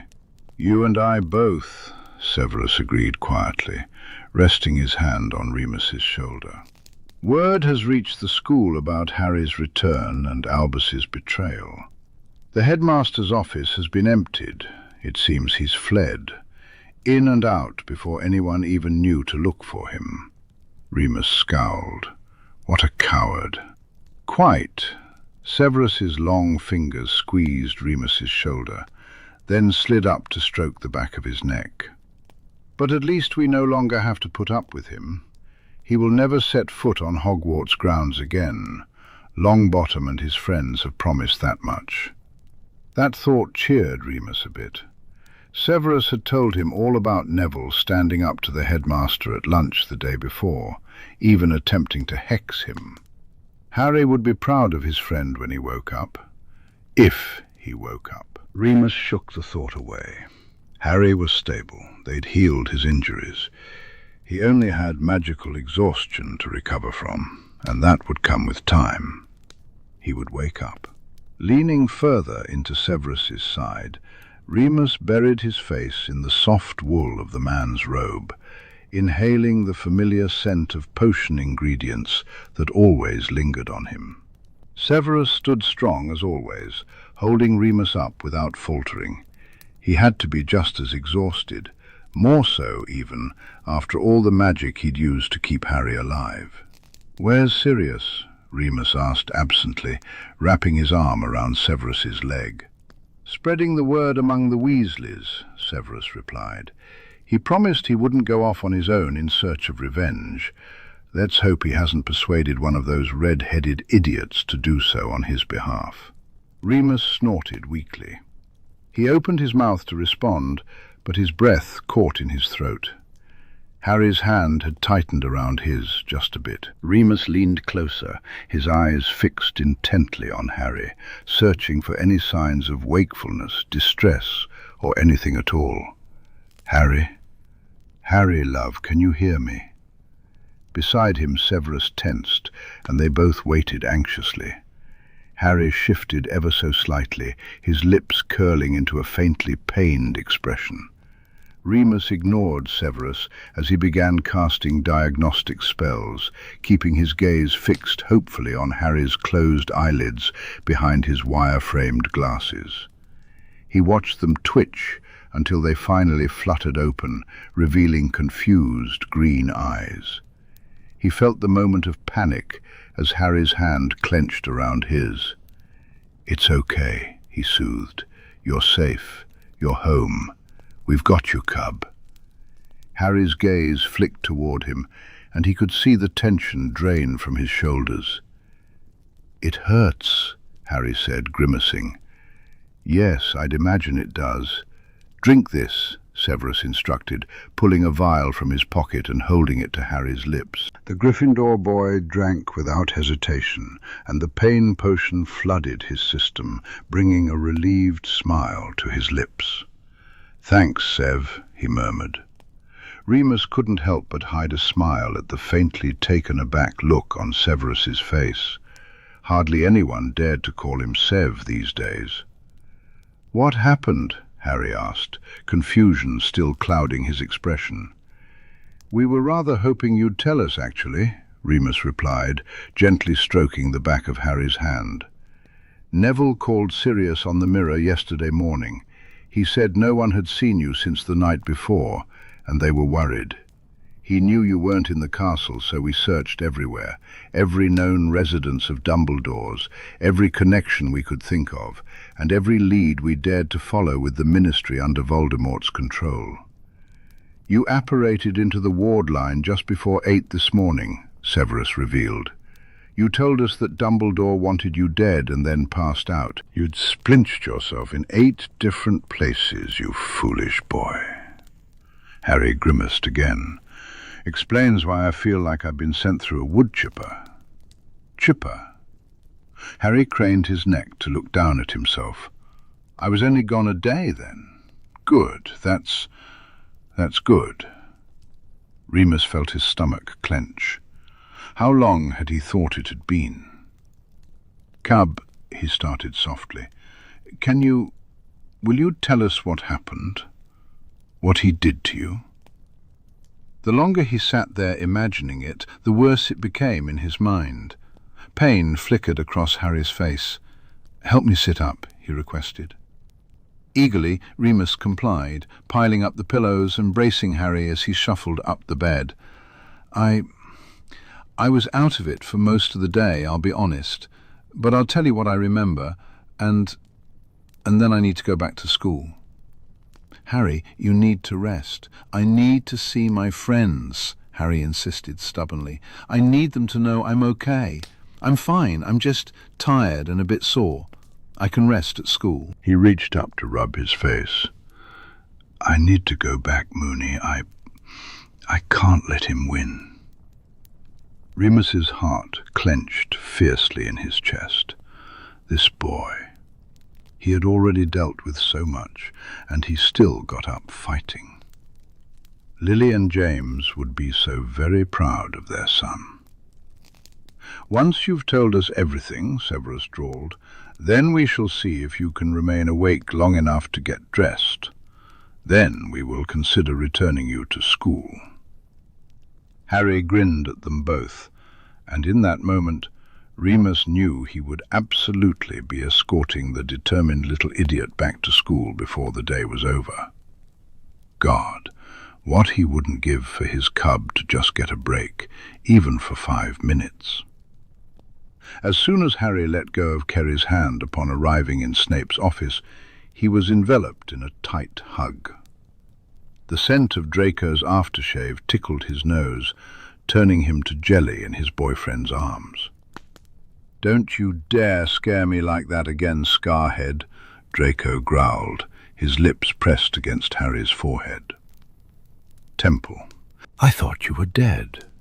Harry swallowed hard. He had thought the same for a while. "I'm okay," he reassured, pulling back to give Draco a soft, tender kiss. "I'm back. It's fine." "It's not fine." Harry looked up in surprise to see Neville glaring at him. "Do you have any idea how worried we all were?" The tall Gryffindor squeezed past Draco and gave Harry a brief hug. "I swear to Merlin, you're not allowed to go anywhere on your own anymore." The relief in Neville's hazel eyes was evident, and Harry chuckled lightly. "If you want to wait outside the room of requirement while I'm with Draco, be my guest," he teased. "But people will talk." Neville snorted. "Git." He squeezed Harry's shoulder. "Are you okay? Are we taking you to the hospital wing?" A look of disgust crossed Harry's face. "Merlin, no. Dinner's still going, right?" It had taken him long enough to convince his 2 overbearing godfathers that he was fine to return to school. Only Snape's assurance that he would keep a stern eye on Harry and ensure he didn't get into any trouble had kept them from coming to Hogwarts with him. Harry was pretty sure that between Snape, Draco, and his friends, he wouldn't even be able to take a bathroom break by himself without someone trying to help. He knew it came from a place of love, but it was going to get old very quickly if they kept it up. After receiving a nod of approval from the Slytherin professor, the three boys left the office, taking a castle-provided passage to make it look like they were coming to the Great Hall from upstairs. There would be far too many questions if Harry arrived from the dungeons. Snape was still maintaining his cover as a Death Eater after all. "Harry's back! Look, it's Potter! He's alive!" All through the Great Hall, the whispers and exclamations followed them. As Harry entered the Great Hall, shouts of his name erupted around him, each one filled with varying degrees of surprise and awe. He grimaced inwardly, knowing the rumours that would surely arise from this latest adventure would be ridiculous. People already viewed him as some sort of superhero, and now he'd have to admit that he had, in a way, duelled Albus Dumbledore and lived to tell the tale. He barely made it 10 feet before being surrounded by his friends, all skidding to a halt just shy of actually hugging him, thanks to Draco's disapproving glare. "Give him space," the blonde muttered, and Harry rolled his eyes. "I'm fine," he said, planting a quick kiss on Draco's cheek. Then he turned to the rest of the group. "I'm fine," he repeated, raising his voice for emphasis. "Not allowed to use magic for a day or so, but I'm fine." Snape had assured him that his core was recovering nicely. By Monday he'd be back to normal. Scars from his splinching would be nothing more than a memory. "Are you actually fine or just pretending? Merlin forbid Harry Potter ever show weakness," Ginny chimed in sharply, rolling her eyes. "You can come with me to get checked out by Pomfrey in the morning if you want," Harry offered with a shrug. "I think I will," she replied, her stern expression softening as she darted forward for a quick hug. "Good to have you back, Harry." "Thanks, Gin." "What happened?" Parvati asked, her cheeks flushing bright red as all eyes turned toward her. "Sorry, you don't have to tell us." "No, it's fine. I was going to," Harry assured them. "Just let me sit down first." He was acutely aware of the entire school watching him. He wanted to share this story only once. Relaying it to Remus and Snape had been challenging enough. With that thought in mind, he sat on top of the Ravenclaw table, propping himself up with Draco at his side, his feet resting on the bench. The blonde promptly shoved a plate of shepherd's pie into his lap, giving him a pointed look. Harry took a deep breath, gathering his thoughts as he prepared to share his tale. "I was walking back to Gryffindor late on Wednesday night," he began, a playful grin crossing his face. "After curfew, sorry, professors." He shot a wink towards the staff table, which had been blatantly eavesdropping. A few giggles rippled through the crowd. "I was tired and not really paying attention. The next thing I knew, I was hit with a high-powered stunner from behind." He recounted the events to the captivated audience, careful to skip over the details about horcruxes and the peculiar Master of Death business. Instead, he focused on Dumbledore's insistence that there was evil in his scar, and that he needed to die to rid himself of it. He admitted to the compulsions, saying it was a precaution to prevent me from going evil. Harry paused for effect. "And I finally came clean about the blocks on my magic." The revelation elicited gasps from the crowd, especially among those who understood the implications of blocking the magic of someone like Harry. His original plan was to keep the blocks in place and then lift them while I was fighting Voldemort, kill me, kill the Dark Lord, and end it all. Probably take out everyone in a 30-foot radius too, but "I don't think Dumbledore really cared about those kinds of consequences anymore," he said with a shrug. "When he realized I'd broken the blocks, I guess he decided he had to kill me himself." "That's barbaric," someone whispered, their voice cutting through the stunned silence that enveloped the hall. Harry's lips twisted into a wry smile. "So now everyone understands why I've been ignoring the headmaster all year, right?" he joked, which earned a few half-hearted chuckles. "Why didn't you say something sooner?" a bold voice called from the Gryffindor section. Harry raised an eyebrow. "Would anyone have believed me?" he retorted. "Half of you thought I was mad anyway." Many in the crowd ducked their heads, feeling sheepish. "It doesn't matter now. Dumbledore's out of Hogwarts, and he's going to stay that way." Harry knew there was no way the headmaster would recover from this, and he wasn't about to let him. "What happens now?" someone shouted. "Dumbledore was the only reason you-know-who stayed away from the school." That comment sparked a wave of worried murmurs, but Harry stood firm. "If Voldemort thinks the school is vulnerable now that Dumbledore's gone, he should remember that I just duelled Dumbledore and won," he declared. "We don't need Albus Dumbledore to protect us. We can protect ourselves." He glanced to his left, where Luna sat on the bench, her pale eyes fixed on him. She nodded ever so slightly, and Harry smiled at her encouragement. "More than that, Hogwarts can protect itself," he continued. "The castle has awakened the heirs for the first time in centuries." A smirk crossed his face, his eyes sparkling with determination. "And for all Lord Voldemort claims to be the heir of Slytherin, only one of us has the family magic running through our blood."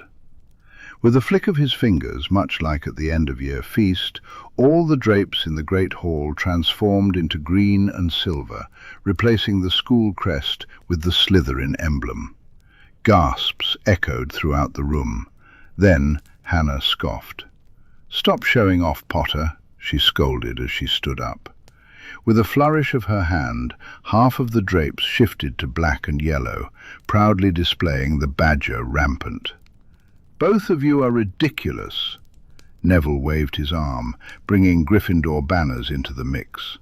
Amused, the three of them turned their expectant gazes toward Luna. She giggled, clapping her hands together, completing the set. All four houses were represented equally, just as they should be. "This is fun," she exclaimed. You could have heard a pin drop. Harry glanced at his fellow heirs, tilting his chin in a slight nod. They understood what needed to be done. He stepped off the table, taking Luna's hand, with Neville and Hannah joining them as they walked forward. Harry turned towards the staff table. "Minerva McGonagall," he called, and the woman straightened in her chair. "You stand as Deputy Headmistress of Hogwarts School. Given the unsuitable nature of Albus Dumbledore to continue in his position, we, the heirs of Hogwarts, entrust our school into your protection. You have served this castle well for many years, and we know you will continue to do so for many more. This is for the benefit of your students, not for yourself." He grinned at his housemistress.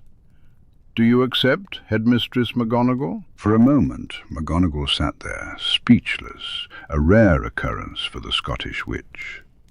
When she regained her composure, she stood and bowed to them. "I am honored to accept, and I vow to do everything within my power to protect the inhabitants of Hogwarts School, to see them safely through their education and prepare them for the lives that follow."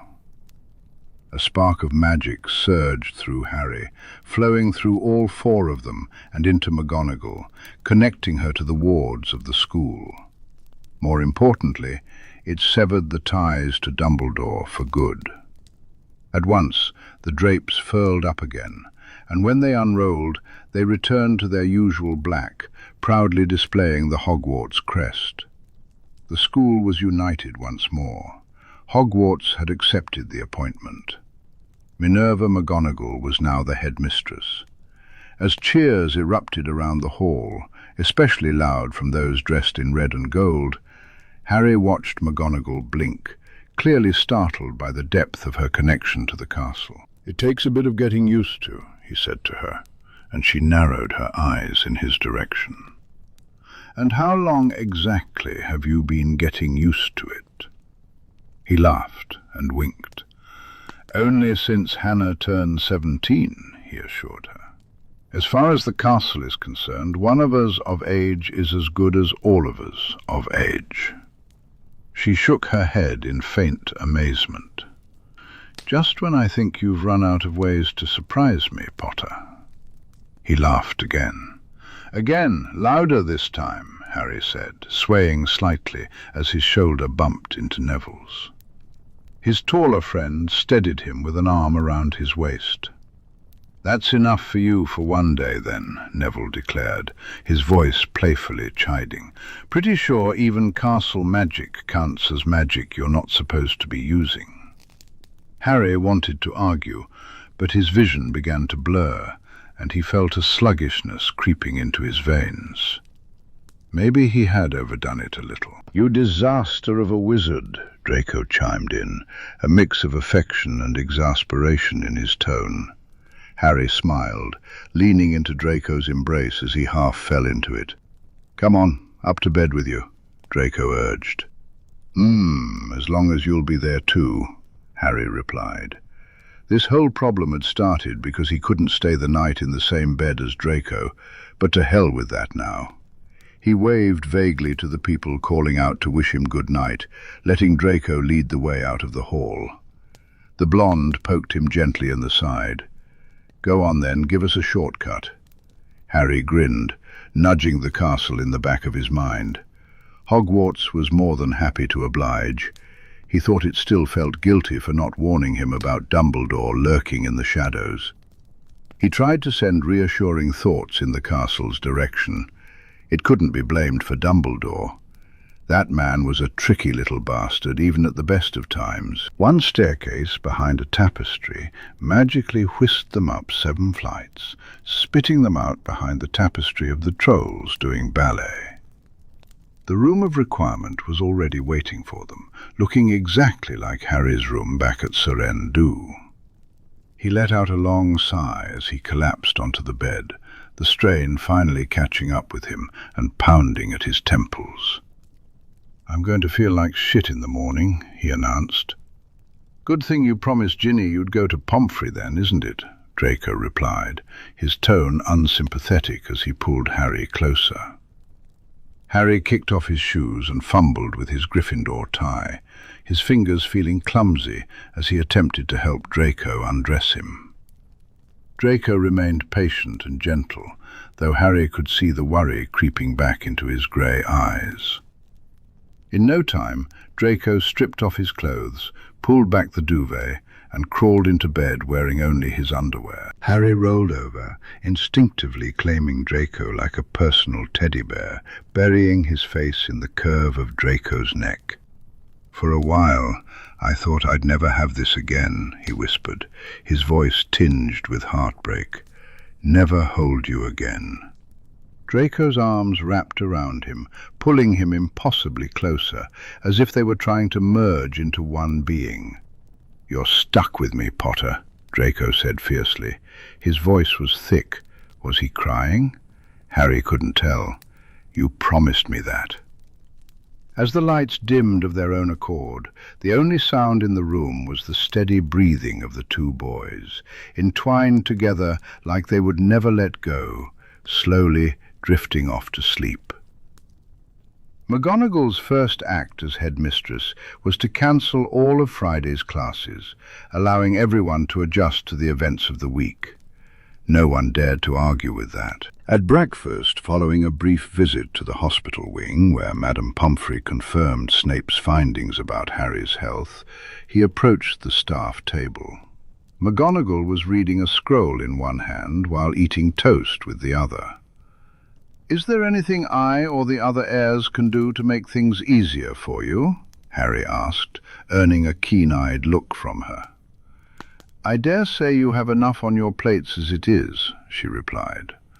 "Not to worry, Mr. Potter. There has been enough disruption to this school year that I feel a little more cannot make things much worse." She smiled ruefully. "Though for future disruptions a warning would be appreciated." Harry laughed. "I'll do my best, but no promises." McGonagall clicked her tongue and shooed him away, sending him back to where Draco was sitting with their friends. The mood in the hall was sombre, almost shell-shocked. Even those who knew the truth about Dumbledore hadn't expected him to fall so far, so fast. "I wonder how long it'll take for word to spread," he mused, glancing around as the morning post arrived. There were barely a handful of owls these days, most of them carrying deliveries from the Daily Prophet. Since their return after Christmas, it felt like the entire school had agreed to hunker down, creating a small pocket of sanctuary away from the chaos of the outside world. Writing letters to loved ones felt risky now. The news that Albus Dumbledore had kidnapped and tried to murder Harry Potter would likely escape the castle sooner rather than later. But with nearly everyone outside of Hogwarts either in hiding or under Voldemort's control, it probably wouldn't travel much further than that. "Likely just rumours until after the war," Draco pointed out. "Even if the Prophet published something, no one would believe it these days." He shot a disparaging glance at Susan's copy of the paper. She was the only one in their group who bothered to read it, insisting that someone needed to stay informed about the enemy's propaganda. "It's a shame we can't spread the word some other way," Harry sighed. I don't want this getting swept under the rug as just more wartime nonsense."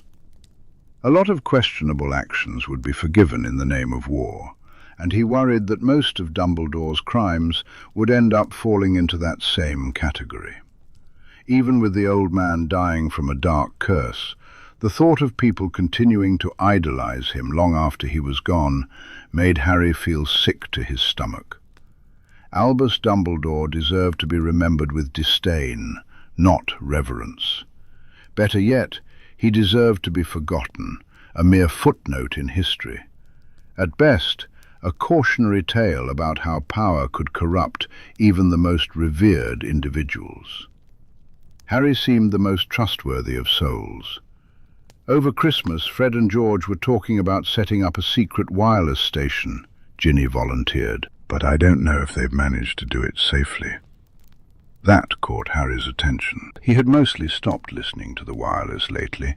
All the stations either pretended everything was fine or broadcasted from mainland Europe, with little understanding of just how dire things were in the UK. "Daddy will have to go into hiding soon anyway," Luna chimed in with her usual dreamy tone. "The time is coming. He won't mind one last rebellion in the Quibbler." Harry's eyes widened. "Are you sure? I don't want to put him in danger." He had never met Luna's dad, but she spoke of him so fondly, and he was the only family she had left these days. Luna smiled and nodded. "It will be worth it." "If he needs somewhere to go," Harry said, meeting Luna's gaze seriously, "I can get him in and out in less than an hour. It would only take a quick message to Sirius, and Mr. Lovegood would be safe at the Pottery." "Thank you, Harry, but I think Daddy is going to take a nice long trip to Finland. He's been wanting to get a close look at the Paco for a while now anyway." She smiled sweetly, her expression brightening when Daphne strolled over and dropped a kiss on her lips. "I'm going to get some air since we don't have classes. Care to join me, hun?" "Bring me whatever you write before dinner, and I'll make sure it gets to Daddy safely," Luna said to Harry, before slipping her hand into Daphne's and skipping from the hall. Harry turned back to Susan, who already had a quill and parchment out, an eager light in her eyes. "Guess I know what we're doing today then," he mused. He turned to Draco and gave an apologetic half-smile. "You're welcome to go find something else to do, love. This is probably going to take most of the day. I think I'm letting you out of my sight for even a second. You're more of an idiot than I thought, Draco replied, without hesitation. Susan couldn't stifle her giggles in time. Harry sighed and planted a quick kiss on Draco's cheek. Your loss. Let's find somewhere more private then, shall we? There was a lot of work to do in a very short time. Despite Draco's claim that he was only there to keep Harry out of trouble, he turned out to be a significant asset. As Lucius Malfoy's son and heir, he possessed far more knowledge about political machinations than either of them. Together, the three of them crafted a substantial exposé detailing Albus Dumbledore's true crimes as they related to one Harry James Potter. They noted that a full legal case against the former headmaster, along with other offences, was being prepared by Harry's lawyer and Amelia Bones. "Will your aunt appreciate us mentioning her like this?" Harry asked cautiously. Susan flashed a shark-like grin. "Oh, she'd kill me if we didn't," she replied cheerfully. "She's safe as houses at the Longbottoms, and it'll be a huge feather in her cap once we have a ministry that actually cares about these things. She'll want to be at the forefront of the whole affair." She leaned in with her quill, correcting a sentence about Dumbledore's misguided belief that Harry held evil within him due to his past with the Dark Lord. Harry was particularly wary of including that detail. He didn't want Voldemort catching wind of it and jumping to conclusions. Even though the horcrux in his scar was gone, if Voldemort became concerned, he might decide to check on the rest of his precious treasures. It was far better to frame it as the ramblings of an old man who condemned a toddler to death before he even reached maturity. He had come to accept that this was simply how the world operated. "Your lawyer is already in hiding, isn't she?" Draco asked, a small frown creasing his lips. Harry nodded. "I called Sirius about it just before Yule." That was why Vicky had decided to stay at school over Christmas. Not that she seemed to mind, especially given how close she and Colin had grown during the break. Mr. and Mrs. Frobisher were safe at one of the smaller black properties, a cottage along the Devon coast. As far as he knew, there were one or two others hiding out with them. With their connection to Harry from the Rita Skeeter incident, no one wanted to take any chances. Good. Then go ahead and name them. It'll give it more clout.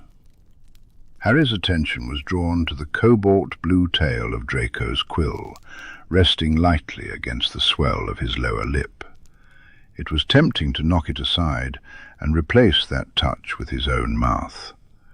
As Draco leaned in to write something else, Harry's gaze wandered down to where the sleeves of Draco's green silk shirt were rolled up to his elbows, revealing porcelain-pale forearms dusted with fine blonde hair. His right hand held the quill, while his left rested on the table beside it. For a moment, Harry fantasized about the ring he had back home, picturing how it would look adorning that fine-boned hand. Harry?" He snapped back to attention, feeling a blush creep across his cheeks under Susan's knowing gaze. "Come on, Harry. We just need to finish this up. Then you can ogle your boyfriend all you like." That made Draco whip his head around to look at Harry, almost surprised. Harry shrugged, unapologetic. "Why are you ogling me? I'm not even doing anything," Draco muttered, rolling his eyes, a faint flush rising on his cheeks. Harry winked. "You're pretty. I can't help myself. And you've got your sleeves rolled up." "I know how I feel about that." "His sleeves?" Susan snorted. "What are you, a Victorian maiden about to faint at the sight of bare skin?" "Look, I can appreciate a man with great forearms, all right?" Harry defended himself. "Let me stare at my boyfriend in peace, honestly. Hand that over." He reached out for the parchment they'd been using, his brow furrowing as he read through what they'd written so far. I think this ought to do it. Any more detail, and they risked exposing one of the many things Harry would prefer to keep hidden. God, this is weird. We spent so long trying to hide this stuff. Feels strange to just put it all out in the open like that, Susan agreed. But Dumbledore kind of forced your hand, Draco added. Understatement, Draco muttered derisively. You're happy with it though, Harry? His expression was earnest, concern etched on his face. None of that has to go public if you don't want it to. I'm sure Amelia has plenty of other things to pin on him once the Wizengamot can safely reconvene. He placed his hand, the one Harry had just been daydreaming about, on Harry's knee, squeezing gently. Much like his previous articles for the Quibbler, Harry knew he just had to say the word, and the whole idea would be scrapped. No one was going to force him to air his personal trauma for public consumption. He shook his head. Dumbledore might have targeted me, but his actions impacted all of us. I don't want to risk even the chance that he might worm his way out of this one, and that means piling as much dirt on him as possible. Amelia might be able to find plenty more to bury Dumbledore with, but Harry doubted much of it would be as straightforward as what had been done to him, nor half as impactful. Especially once he killed Voldemort and became the darling of the wizarding world once more. Giving the statement one last scan, he set it back on the table. I'm happy with it if you two are. He paused, smirking. And I'm not just saying that so I can go back to ogling my boyfriend. As Harry spoke, he intertwined his fingers with Draco's, bringing the blonde's hand to his lips. Susan huffed in response. One day the two of you will get over this honeymoon phase you've got going, and the rest of us will be able to spend time with you without wanting to vomit, she declared bluntly, which made Harry laugh. I dunno, Suze, it's been over 2 years. I think this might just be us forever, he replied, only half joking. Susan's only response was a despairing groan as she pushed her chair back, scraping it against the stone floor. If we're done with the article, I'm out, she said, throwing her hands in the air. Don't forget to take that to Luna, all right? Harry murmured an affirmation, his gaze fixed on Draco's. It was only after Susan left the room that the two boys started laughing. We're not that bad, are we? Harry asked. Draco looked at him fondly.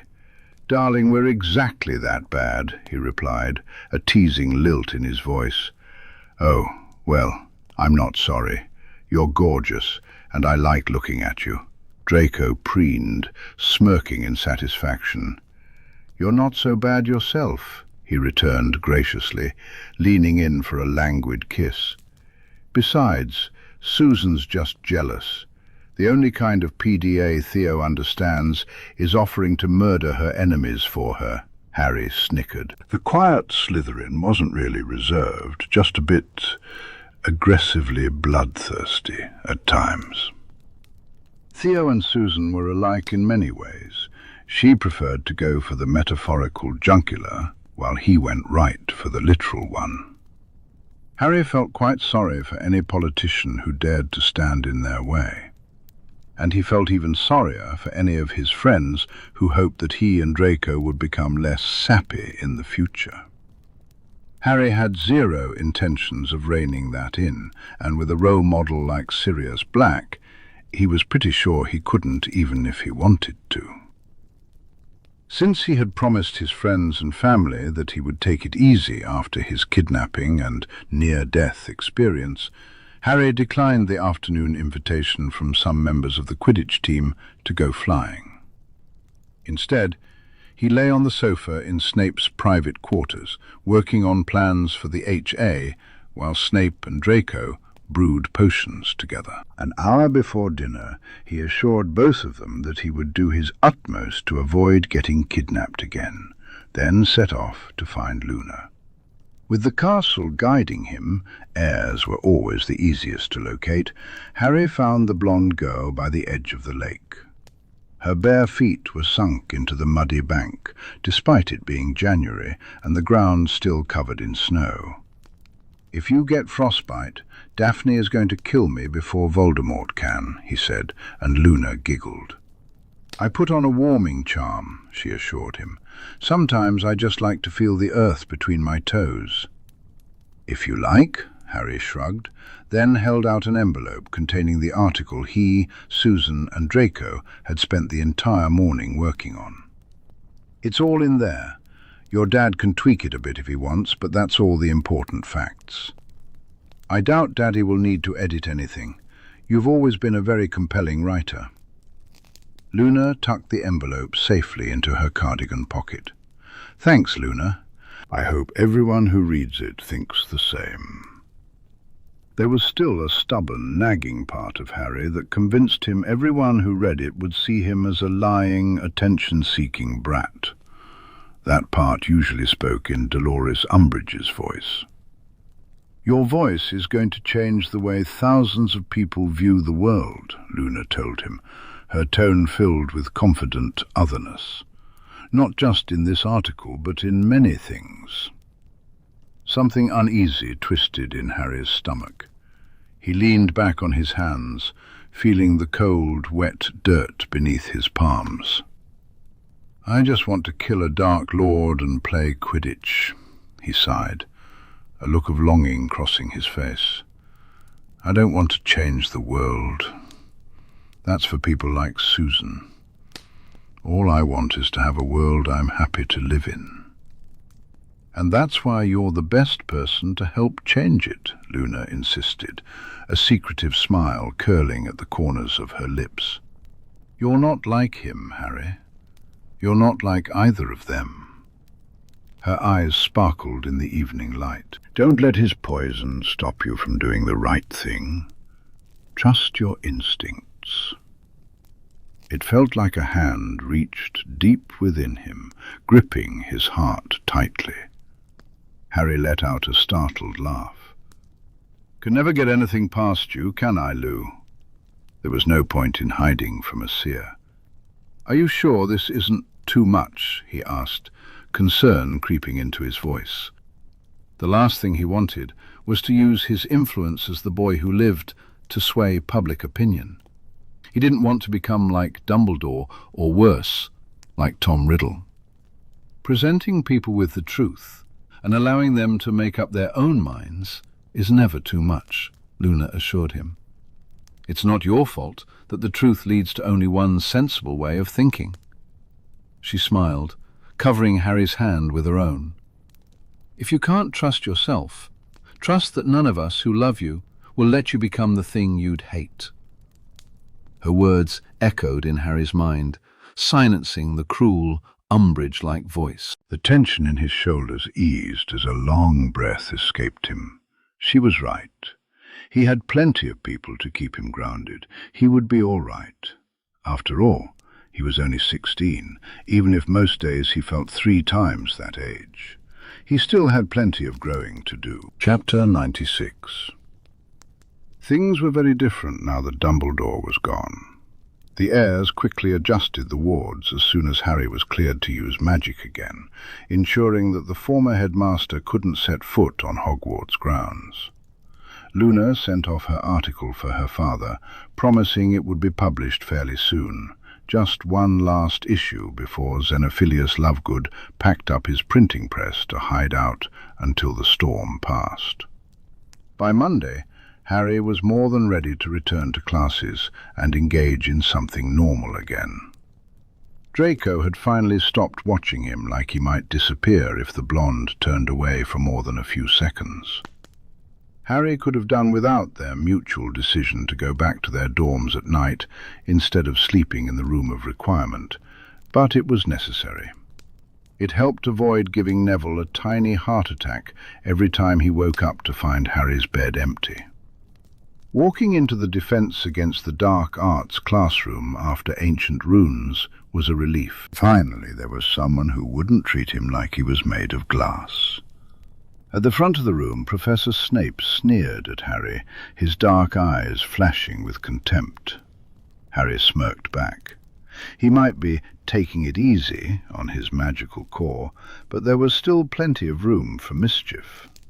There were many ways Snape could take out his annoyance at Harry's continued existence, though they both knew Voldemort would have thrown a fit if Dumbledore had denied him the chance to destroy his fated enemy. It was a mildly exhausted but much more relaxed Harry who slumped into a seat at the Gryffindor table for lunch. Neville slid in beside him, looking shell-shocked. "That was brutal," he whispered, making Harry chuckle. "He doesn't mean it," Harry replied, quietly grinning. "It's fun." Neville shot him a look that clearly said he thought Harry had lost his mind, but he didn't question it. Potions after lunch was a different story. Slughorn was bending over backward to accommodate Harry, practically offering to brew his potion for him. "Just do whatever you feel up to, Harry, my lad," the man kept saying, a slight, anxious smile on his face each time. It would have been incredibly annoying if Harry hadn't decided this was the perfect opportunity to get some answers.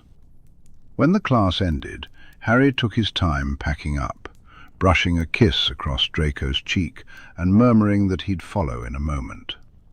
Draco caught on quickly, though he still didn't look thrilled about leaving Harry alone with their teacher.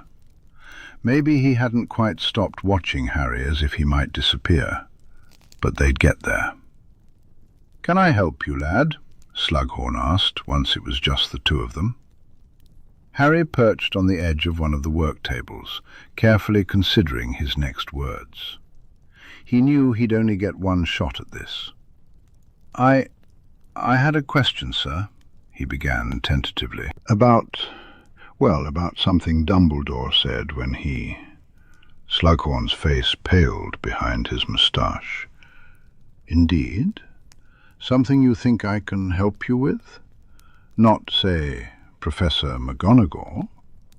Harry shook his head.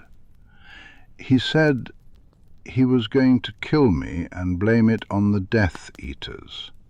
And then he mentioned something about that prompting you to finally tell him the truth about what you know."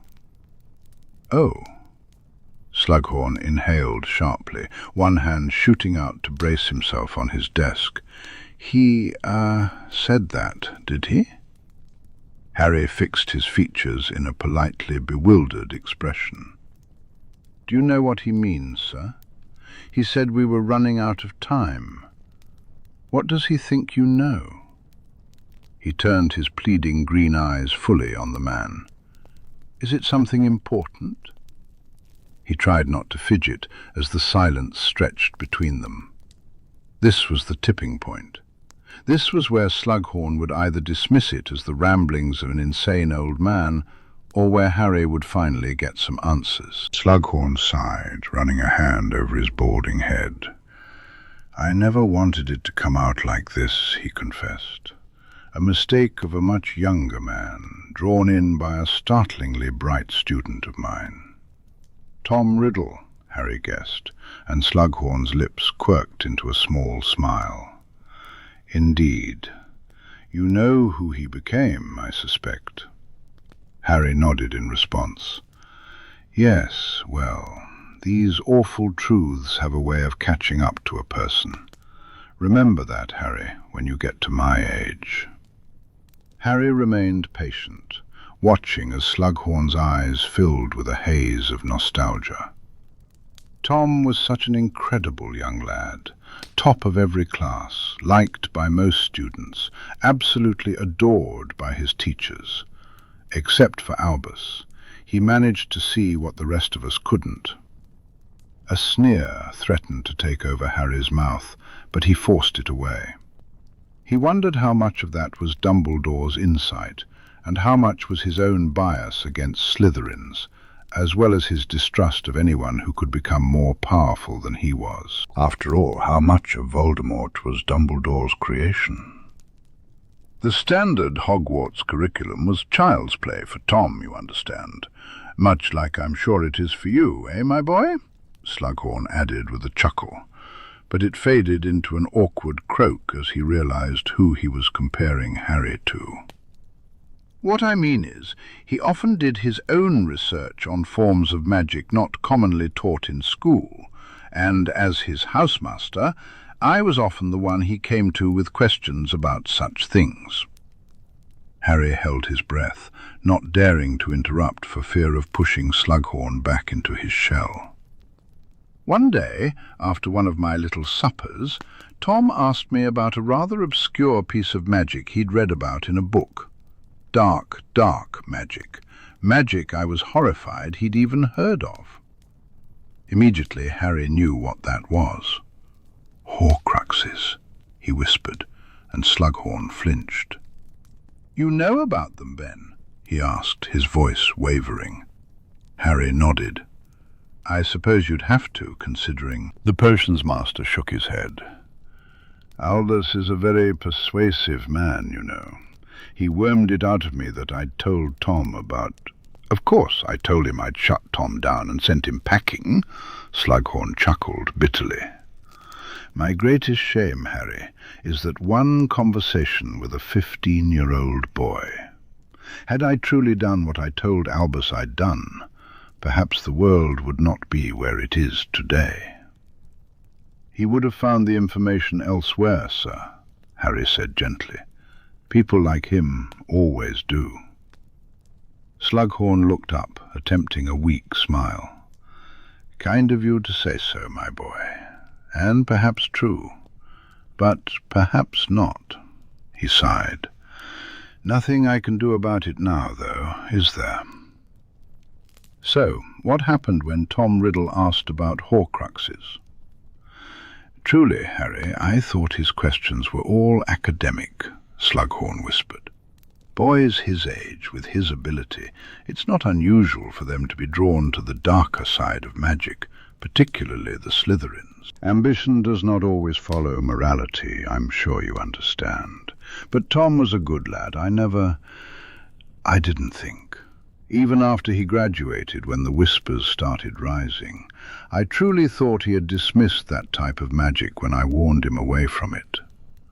The old professor shook his head mournfully. "It wasn't until the night your parents were killed that I even considered the possibilities. I spent years telling myself to stop worrying, to stop assuming the worst. I almost believed it too. And then he came back." When Slughorn met Harry's gaze, it was with haunted, watery eyes. "This may not surprise you, Harry, considering what you must know by now, but when Tom Riddle asked me about horcruxes, he was not satisfied with the idea of only creating one." Harry's breath hitched, not from shock, but from a growing sense of dread. "How many?" he pressed, hoping against hope that he would finally receive confirmation, an answer, some relief. "How many did he want to make?" "Tom was fascinated with arithmancy," Slughorn said, and it would have sounded like an entirely different conversation had Harry not known better. Harry felt a surge of anxiety as he listened.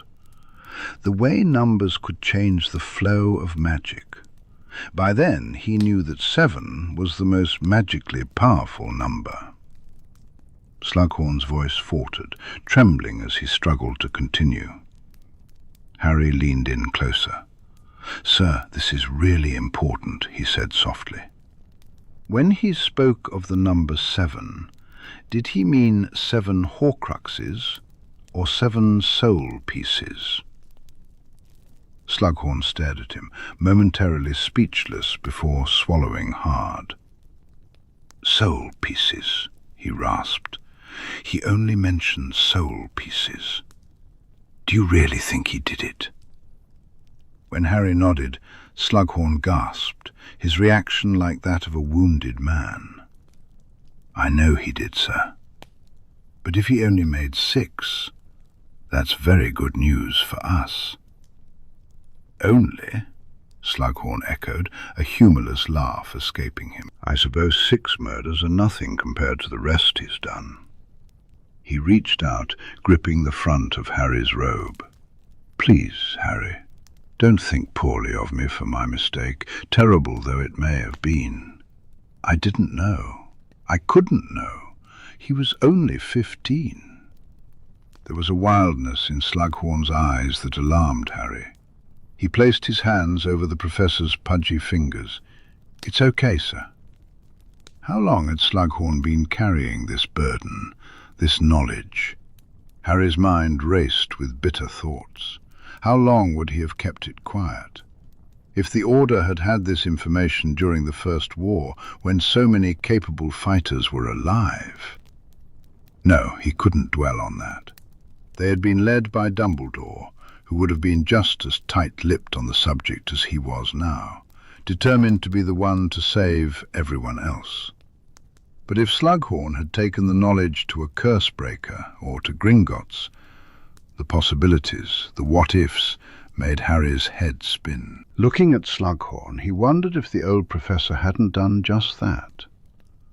"Can you kill him, Harry?" Slughorn asked. Harry breathed in deeply, feeling his grip tighten. "Knowing what you know, what I've told you, can you truly destroy him? Is it... I could rest easier knowing I may have absolved myself just a little, knowing there's a chance for someone to right the deep wrong I began all those years ago." "I can do it," Harry said, with not an ounce of doubt in his voice. "I'm a lot more prepared than Dumbledore ever thought I was. When the time comes, I can kill him." Slughorn stared at him for so long that Harry began to feel uncomfortable, the professor's fingers still gripping his robe. Then, slowly, Slughorn released his hold.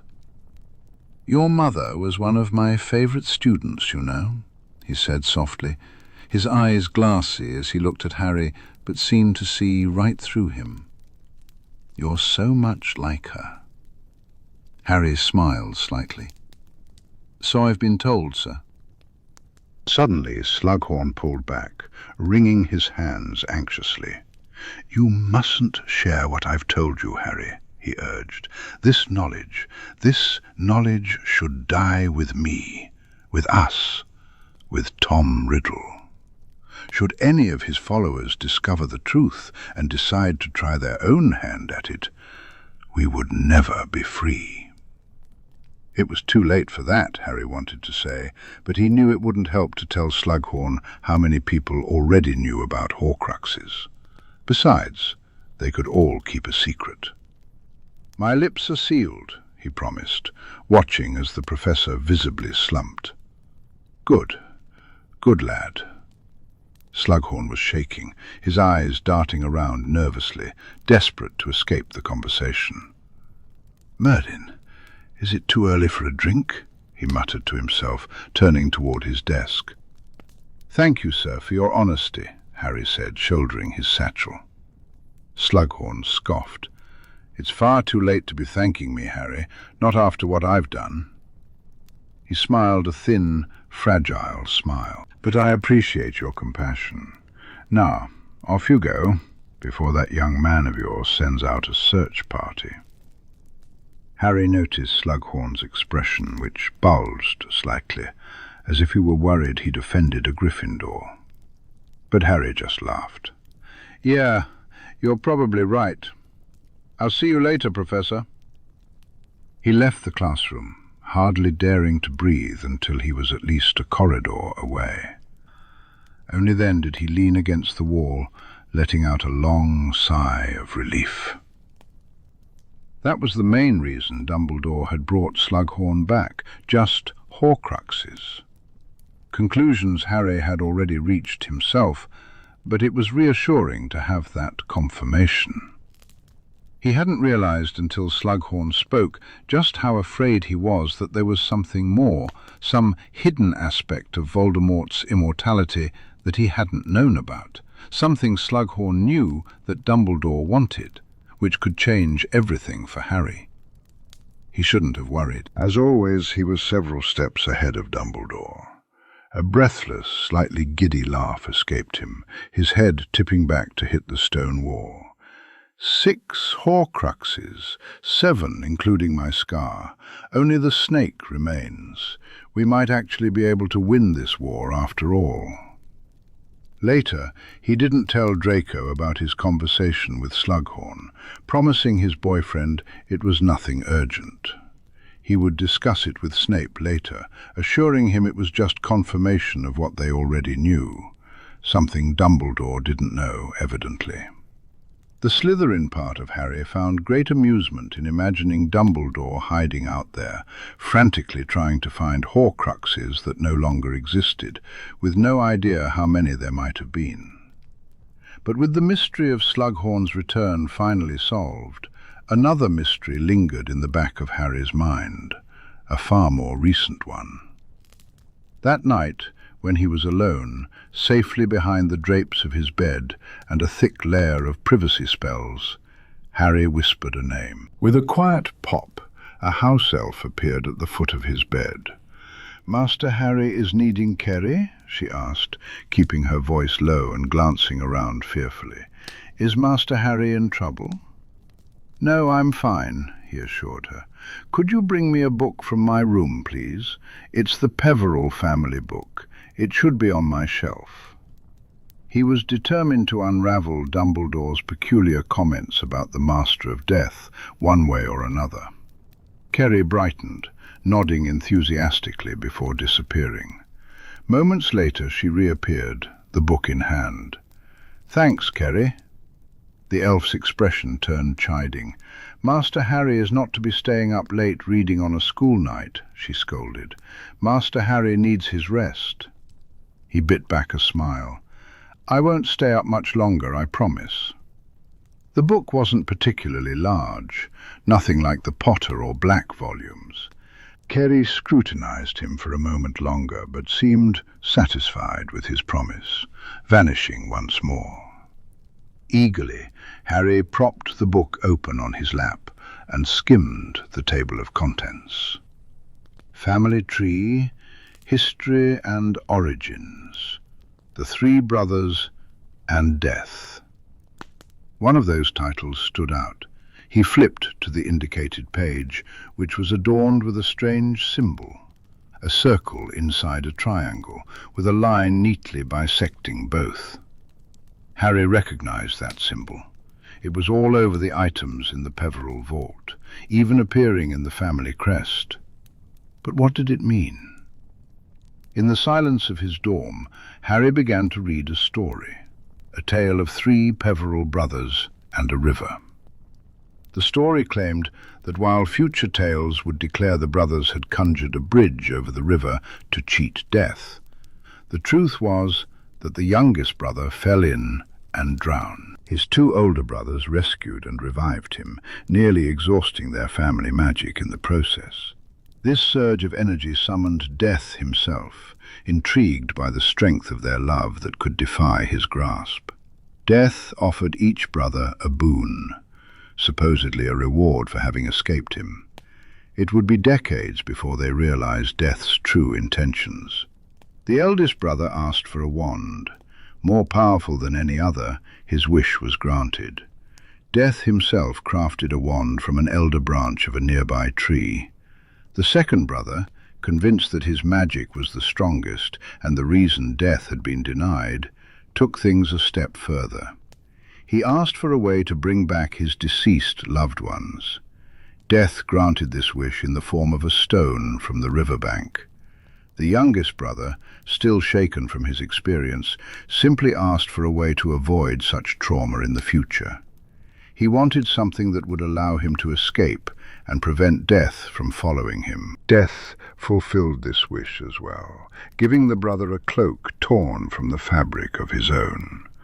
This cloak would make him invisible to all, even to Death. Harry was captivated as he read about the power-hungry eldest brother who killed his enemy and boasted about his unbeatable wand, only to be killed himself that very night.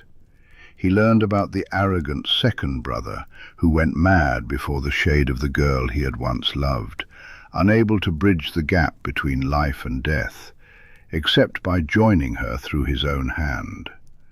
And then There was the third brother, who used his cloak to avoid death until he reached a grand old age. Only then did he pass the cloak down to his son and greet death willingly. It was only then that he discovered the truth behind the boons death had offered. In rescuing their younger brother, the Peverell boys had tied all three of their magics to death himself, sacrificing part of it for the life of their brother. In a sense, death became the head of the family. The brothers had no one left but each other. In those boons, Death left enough of his own magic to strengthen his connection to the Peverell boys and their descendants. He had always known how things would unfold, he told the third brother, but he had been waiting for such an opportunity for a very long time. With those three objects now in the world, the stone and the cloak passed down through the family, the wand leaving a trail, death and destruction trailed in its wake. Death's magic could spread further, grow stronger, and come to understand the peculiar nature of humanity more deeply. The Peverells would always share an affinity for death, a legacy rooted in their ancestors' deeds. One day, Death revealed to the youngest brother a person would emerge who could unite all three objects, the hallows of death, and complete the cycle. This person would wield death's power, having truly earned it. They would know exactly how to use it. However, Death didn't disclose what would happen when that moment arrived. His satisfaction was evident, and it felt ominous. At the end of the tale, a warning lingered. Our family has been changed by our connection with Death. He follows us in every waking moment. Many Peverells have met him far too soon. Only a Peverell can truly comprehend the power of the Hallows. This bloodline bears the solemn duty of keeping the Hallows safe, separated from one another. To betray this knowledge is to betray the family. To seek their union is to seek only death. This is our family's power and our curse. We are friends of death, but death is not always a friend to us in return. Be wary of the Hallows, and teach your children the same. Such power does not come without a price. Harry set the book down, his eyes wide. That was quite the story. It felt familiar. He had read the tales of Beedle the Bard, having seen numerous copies of the book in the Peverell family vault. He recognized the tale of the three brothers, altered and sanitized to suit children. Had Beedle been a Peverell, or had he simply spoken to one, believing it to be a fanciful tale? The realization that the Hallows were real sent a chilling sense of clarity through Harry, sharp and icy. His cloak, passed down from father to son, rendered him invisible even to Dumbledore's gaze. The true invisibility cloak. Harry examined the wand, rumoured to have been won in the battle against Grindelwald himself. He flipped to the front of the book to study the family tree, tracing the lineage of Cadmus Peverell down through the generations. The line eventually led to the Gaunt family and culminated with one Tom Riddle, Jr. The ring horcrux, the one Dumbledore had been so obsessed with, almost to the point of risking his life, came to mind. Snape had mentioned there was a stone set in it, hadn't he? A wand, a stone, a cloak. 3 Hallows, all now in Dumbledore's possession. Harry's blood ran cold. Was he truly the master of death now? If so, what did that mean for the future? What power would that grant him? And why hadn't Dumbledore used it against Harry while he had the chance? Perhaps it required more than just the Hallows, maybe a spell or a ritual. The book simply stated that the person who united the Hallows would know what to do with them. Harry had promised Kerry he wouldn't stay up all night reading, but even after the elf returned the book to Serendu, He lay there for a long time, staring at the crimson drapes above him. His mind was consumed with the terrible possibilities that could arise from Dumbledore having access to the power of death itself. Sleep did not come easily that night. Meanwhile, Sirius had to hand it to old Zeno Lovegood. He might be as mad as a box of frogs, but he was undeniably brave. The Quibbler's final issue had arrived, carried by every owl they could afford, printed as many times as the press could handle. Copies spread far and wide, reaching not only across the UK, but also to European magical newspapers, revealing the sordid truth about Albus Dumbledore, and the lengths he would go to maintain his hero status in the eyes of the world.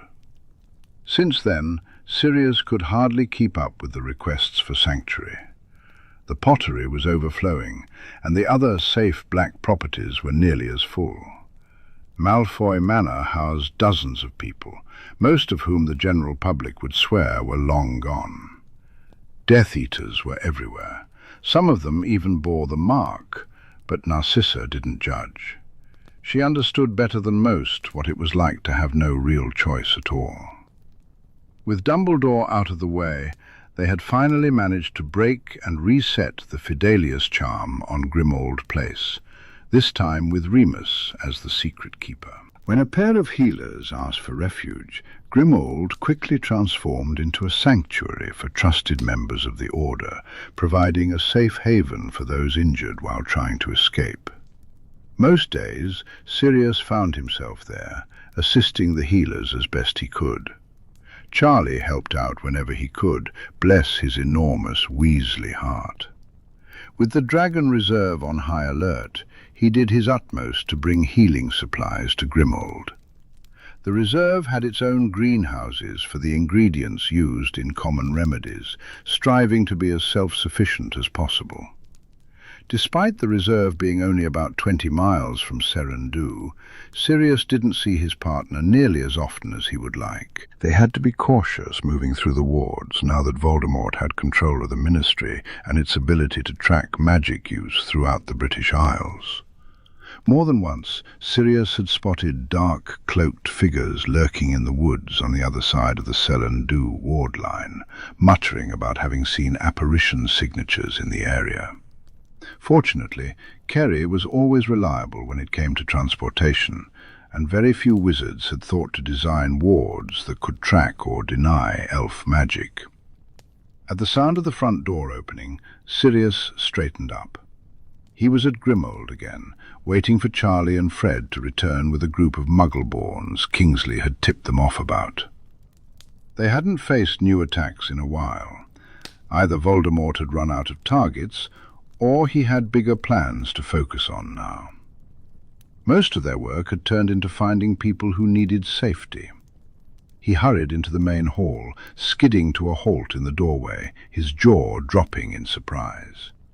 Kingsley! Sirius hadn't realized they were children until now. The two redheads each held a child on their hip, both around 6 or 7 years old. At their feet stood 3 more kids, all old enough to be at Hogwarts. "What happened?" Sirius pressed. "Where are their parents?" The tallest child, a lanky boy who reminded Sirius painfully of the first time he'd seen Harry storming out of the Dursleys' house, scoffed. "Haven't had those for a long while, sir," he replied stubbornly. The auburn-haired girl beside him offered an explanation, her voice softer and filled with regret for the boy's attitude. "When my parents, they're Muggles, found out about the war, they pulled me out of Hogwarts. They decided that was it. I was done with the whole magic business. But I knew it wouldn't be that simple.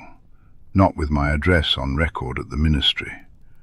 Not since the twins started doing accidental magic of their own." She glanced up at the kids, still held by the Weasley brothers. Sirius could see the family resemblance. "When Muggle-born families started getting targeted, I figured it wouldn't be long before they came after us." so I took the twins with me and ran away to keep my parents safe. I went to Frankie's house. His big brother is his guardian, and he's hardly ever around anyway." Sirius figured the tall boy with the scowl was Frankie. "Kevin found us about a month in, and we've stuck together ever since. Thank you for saving us, sirs." She looked back at Charlie and Fred, her dark blue eyes wide with fear.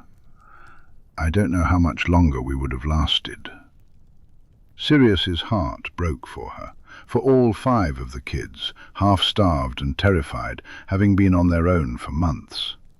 It was a miracle they'd lasted this long, especially with the 2 little ones. The thought of how many other kids were in the same situation made him feel sick. They were trapped, running for their lives with nowhere safe to go and no adults to help them. Sirius hoped that most of the Muggle-borns had managed to slip into the Muggle world, hiding in plain sight and keeping their magic under wraps. "How old are you?" he asked, and the girl smiled tightly. 13, sir. Frankie and I are supposed to be 3rd years now. Kevin would be in his 2nd. The twins are only 7, but I know they both got magic, I can tell." Her gaze challenged him, daring him to argue. Sirius held up his hands. "I believe you," he assured her. "Come on, let's get you fed and checked over by the healers, and then we'll find rooms for you." "We're staying together," Frankie insisted immediately, reaching for the girl's hand. The boy in Charlie's arms squirmed to get down, and as soon as his feet hit the ground, he dashed to his sister's side. "We can do that," Charlie said, keeping his voice steady, the kind of voice he used with startled dragons or when Sirius was feeling cold. "There are rooms big enough to fit all 5 of you. It's fine." An amused flicker crossed his lips.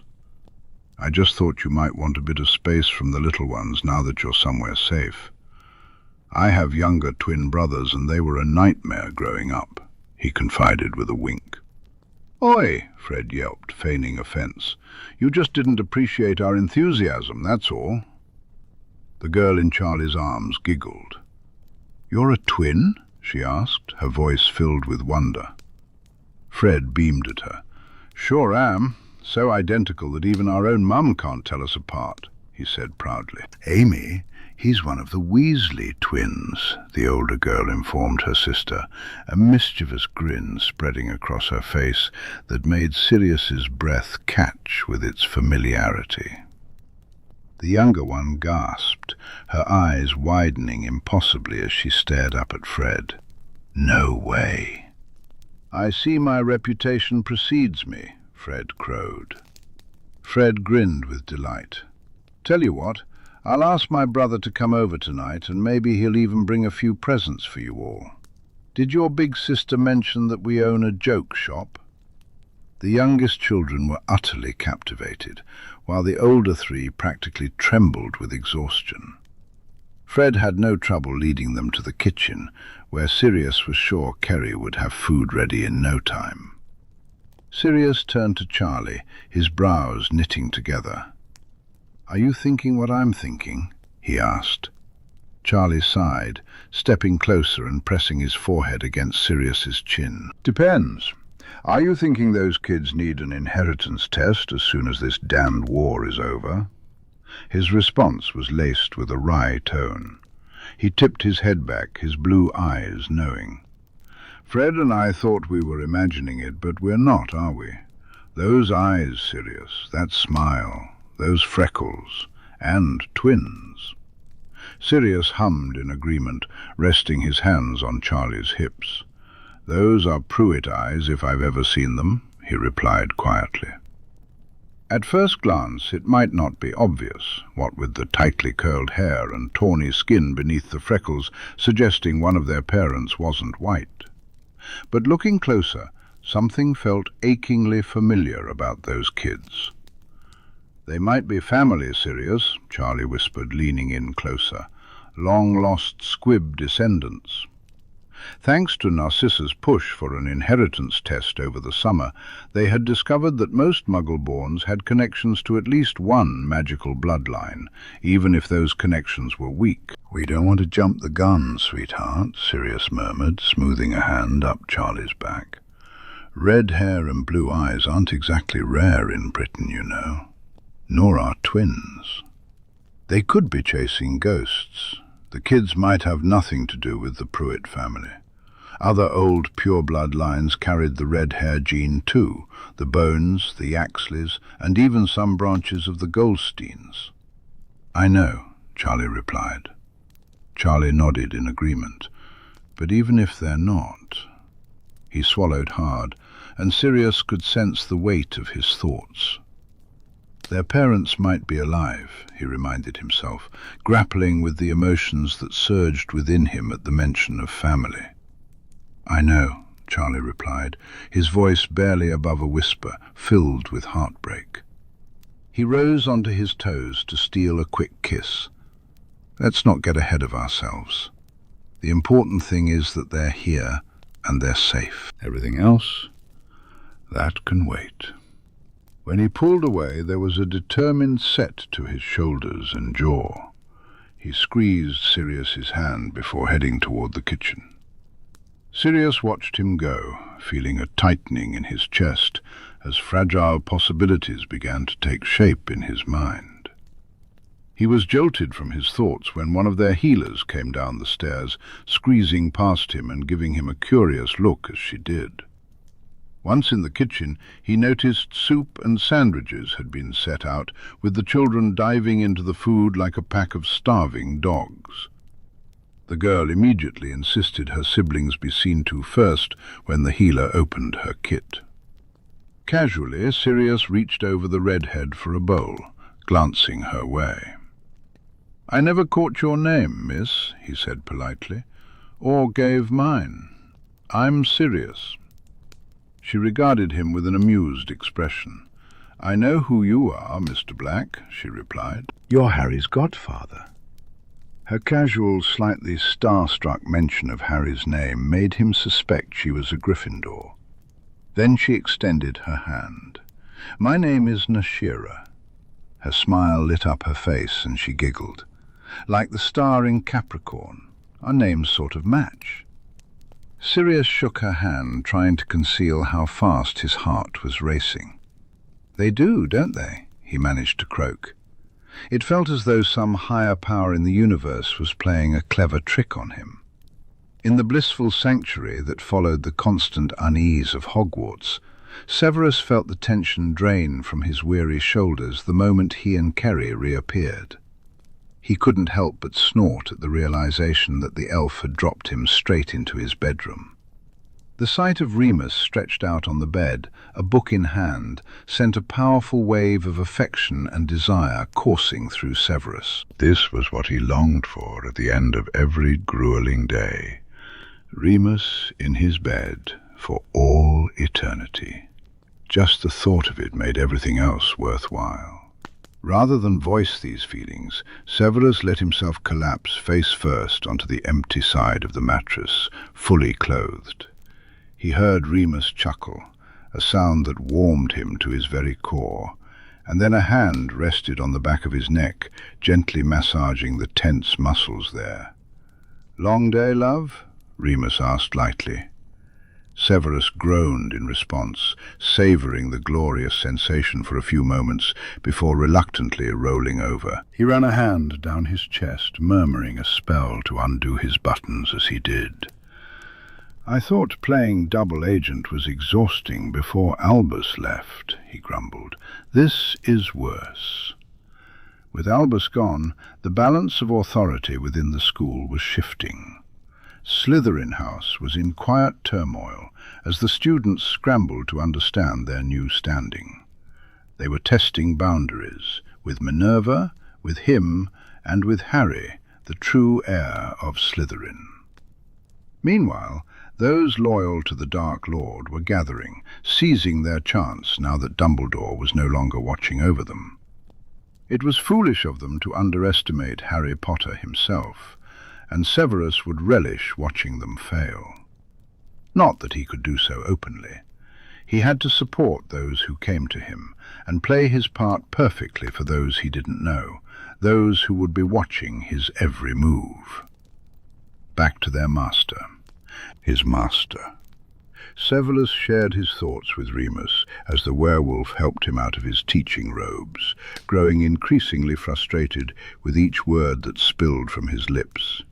He was accustomed to bottling up his feelings, locking them tightly away in his mind, bearing the burden alone. Even after more than 2 years, he was still learning how to share that weight. "I know he's going to summon me soon," Severus said, his voice tense. "He'll want to know the truth about what happened with Harry. I'm surprised he hasn't already. I thought for sure I'd get the call the moment he learned Harry is Slytherin's true heir." A glimmer of smug pride flickered in him at the memory, the hall transforming into green and silver at Harry's command, the shock etched on his Slytherin students' faces. Remus pointed out, "He probably just wants to ensure your loyalty is solidified with Minerva while the school adjusts. Albus always vouched for you after all. He may worry that with the headmaster discredited, suspicion has also fallen on you." Severus snorted. "The Dark Lord hasn't worried about me for even a moment in his wretched life," he replied firmly. "More likely, he's preoccupied with trying to find Albus himself, now that the old fool no longer has the castle keeping him safe. He'll call me when he's ready, and then he'll want to know why I didn't provide this information sooner. My job is to know things about Hogwarts that others do not, and I have been slacking lately." He could already feel the Cruciatus coursing through his veins, the punishment he would face for failing to inform his lord about Potter's family status and Albus's machinations. He knew "I did not know" wouldn't be an acceptable excuse. A growl rumbled through Remus, his eyes flashing gold. "Have you considered that it might be time to give up your spying soon?" the greying man asked. "Maybe it's time you consider ending your role as a spy," Remus suggested tentatively. A spike of guilt pierced Severus's heart. "I cannot until the Dark Lord is dead." He pushed up the sleeve of his shirt, exposing his greatest shame to the eyes of the one he loved.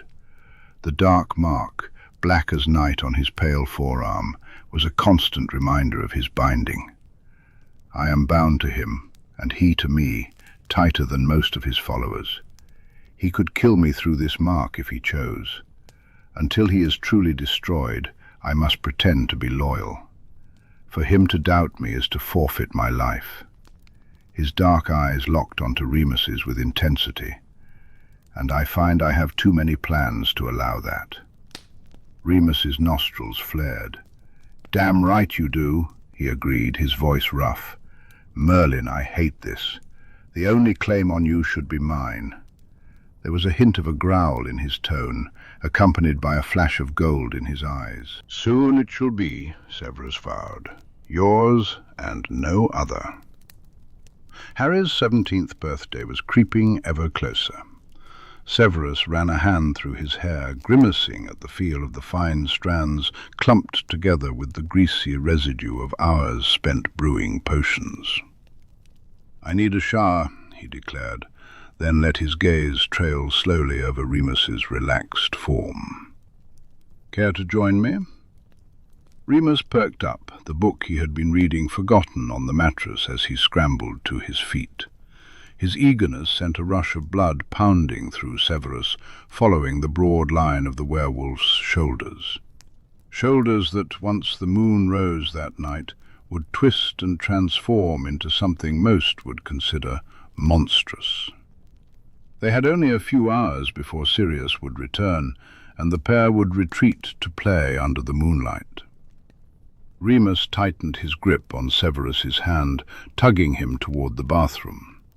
They needed to make the most of those precious hours. The spring term began to earn its name as January's chills started to thaw into the first blossoms of a fairly mild February.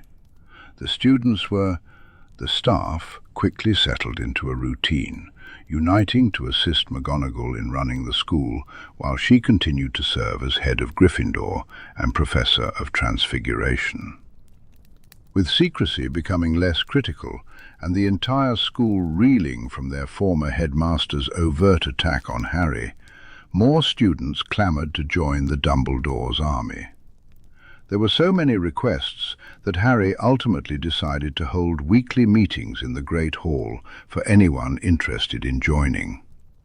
He still trained with his smaller group, and many of them helped him during the larger sessions, teaching students of all ages the fundamentals of stunning, disarming, and shielding spells, along with a few healing charms for good measure. Despite all the progress, Harry couldn't shake the nagging guilt he felt.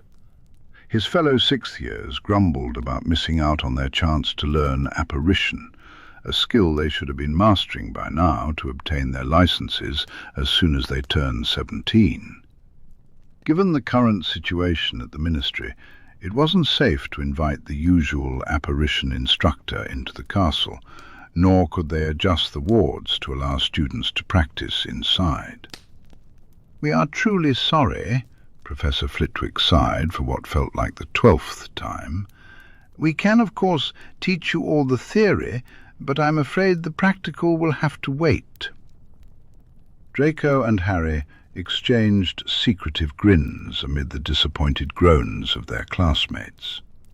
However, the mood quickly lifted with the anticipation of the next Quidditch match, Slytherin versus Ravenclaw, with most of the school rallying behind the Eagles. But Harry had different plans. On the morning of the match, he appeared at breakfast wearing a deep green hoodie emblazoned with Slytherin Quidditch Team on the front and Malfoy across the back, a green and silver scarf draped around his shoulders. A few of his friends playfully booed and hissed at the sight of him. "How long have you been wanting to wear that in public?" Neville asked with a knowing smile. Harry grinned back. "Long enough." The hoodie was slightly oversized, but it felt just right. Harry glanced down at himself, still wearing Draco's aftershave lingering on his robes. "I don't think he's getting it back," he remarked. "You better believe this means war when we play you," Cho called from the Ravenclaw table, making a face at the sight of him in all that green. "You're on, Chang," Harry replied with a smirk. "Sorry, but boyfriend trumps friend in the loyalty department," she shot back. "Understandable," she said, winking devilishly at him. "I'll let you off this time, only because we both know your boyfriend would dump you if he saw you in my team colours. I think green suits you better anyway." "He does look good with my name on him, doesn't he?" a familiar voice drawled smugly. Harry turned, his eyes trailing over his boyfriend in his tight Quidditch uniform, his throat going dry. "We're headed to the pitch. Kiss for luck?" Draco asked, his grey eyes playful. Harry grabbed him by the front of his jumper, pulling him down into a kiss that drew wolf whistles from several onlookers. "Go get that snitch," Harry said, smirking at the lust in Draco's gaze. "What do I get if I do?" Draco's voice dropped to a husky baritone, low enough for only Harry to hear, sending delicious shivers across Harry's skin. "Oi, Malfoy, get off Potter and let's go!" Urquhart yelled impatiently, prompting Draco to sigh. With one last kiss, he hurried to join his team. "Where's my lucky kiss, then?" Cho taunted, getting to her feet for the rest of her team. Harry shot her a sickly sweet smile. "Come over here and I'll give it to you."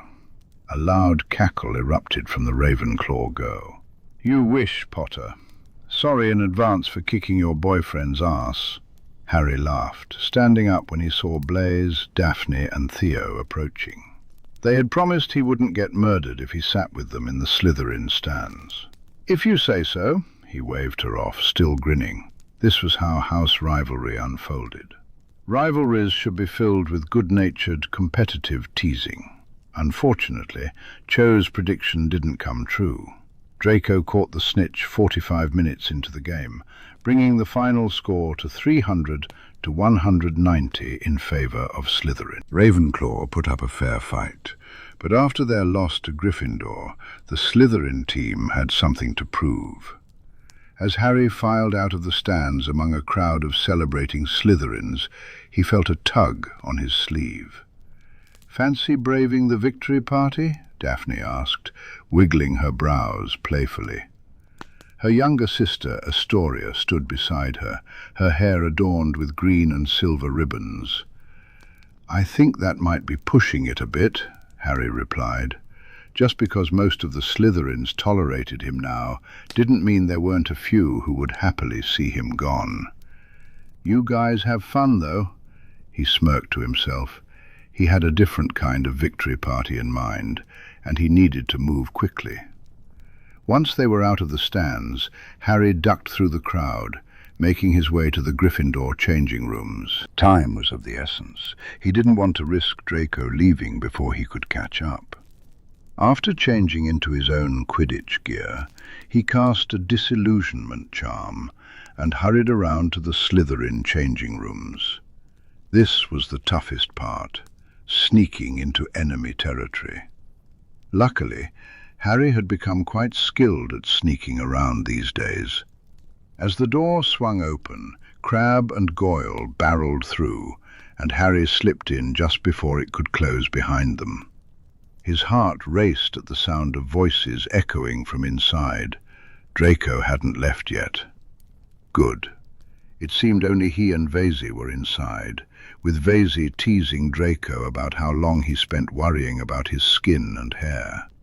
"It takes work to look this good," Draco sniffed, and Vasey laughed. "Making yourself pretty for Potter, are you?" he drawled, leering. "Should I tell the lads not to expect you at—" "Are you coming to the party, then?" Draco asked. "No, I'll be there," he assured, buttoning up his shirt. Vasey hummed in response. "See you in a bit, then." With that, the fourth year left the changing room. Once he was gone, Harry locked the door and silenced it. "I wouldn't bother with those buttons if I were you," he called softly, dropping the charm that kept him invisible. Draco jumped, spinning around with wide eyes at the sight of Harry in his Gryffindor gear. "I thought, since you were indisposed during our match, we could just pretend we played each other instead," Harry said, stalking closer.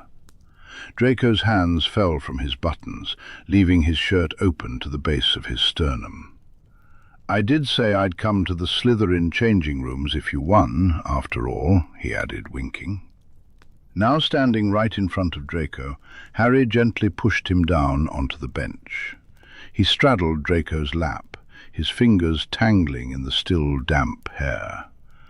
"Shame you've already showered. I was hoping to catch you all sweaty." Draco lunged up, pressing his lips to Harry's and forcing his tongue into the Gryffindor's eager mouth. "I beat you then, in this fantasy of yours," he breathed, his hands sliding up beneath Harry's jumper and gliding over his abs. "Slytherin beat Gryffindor."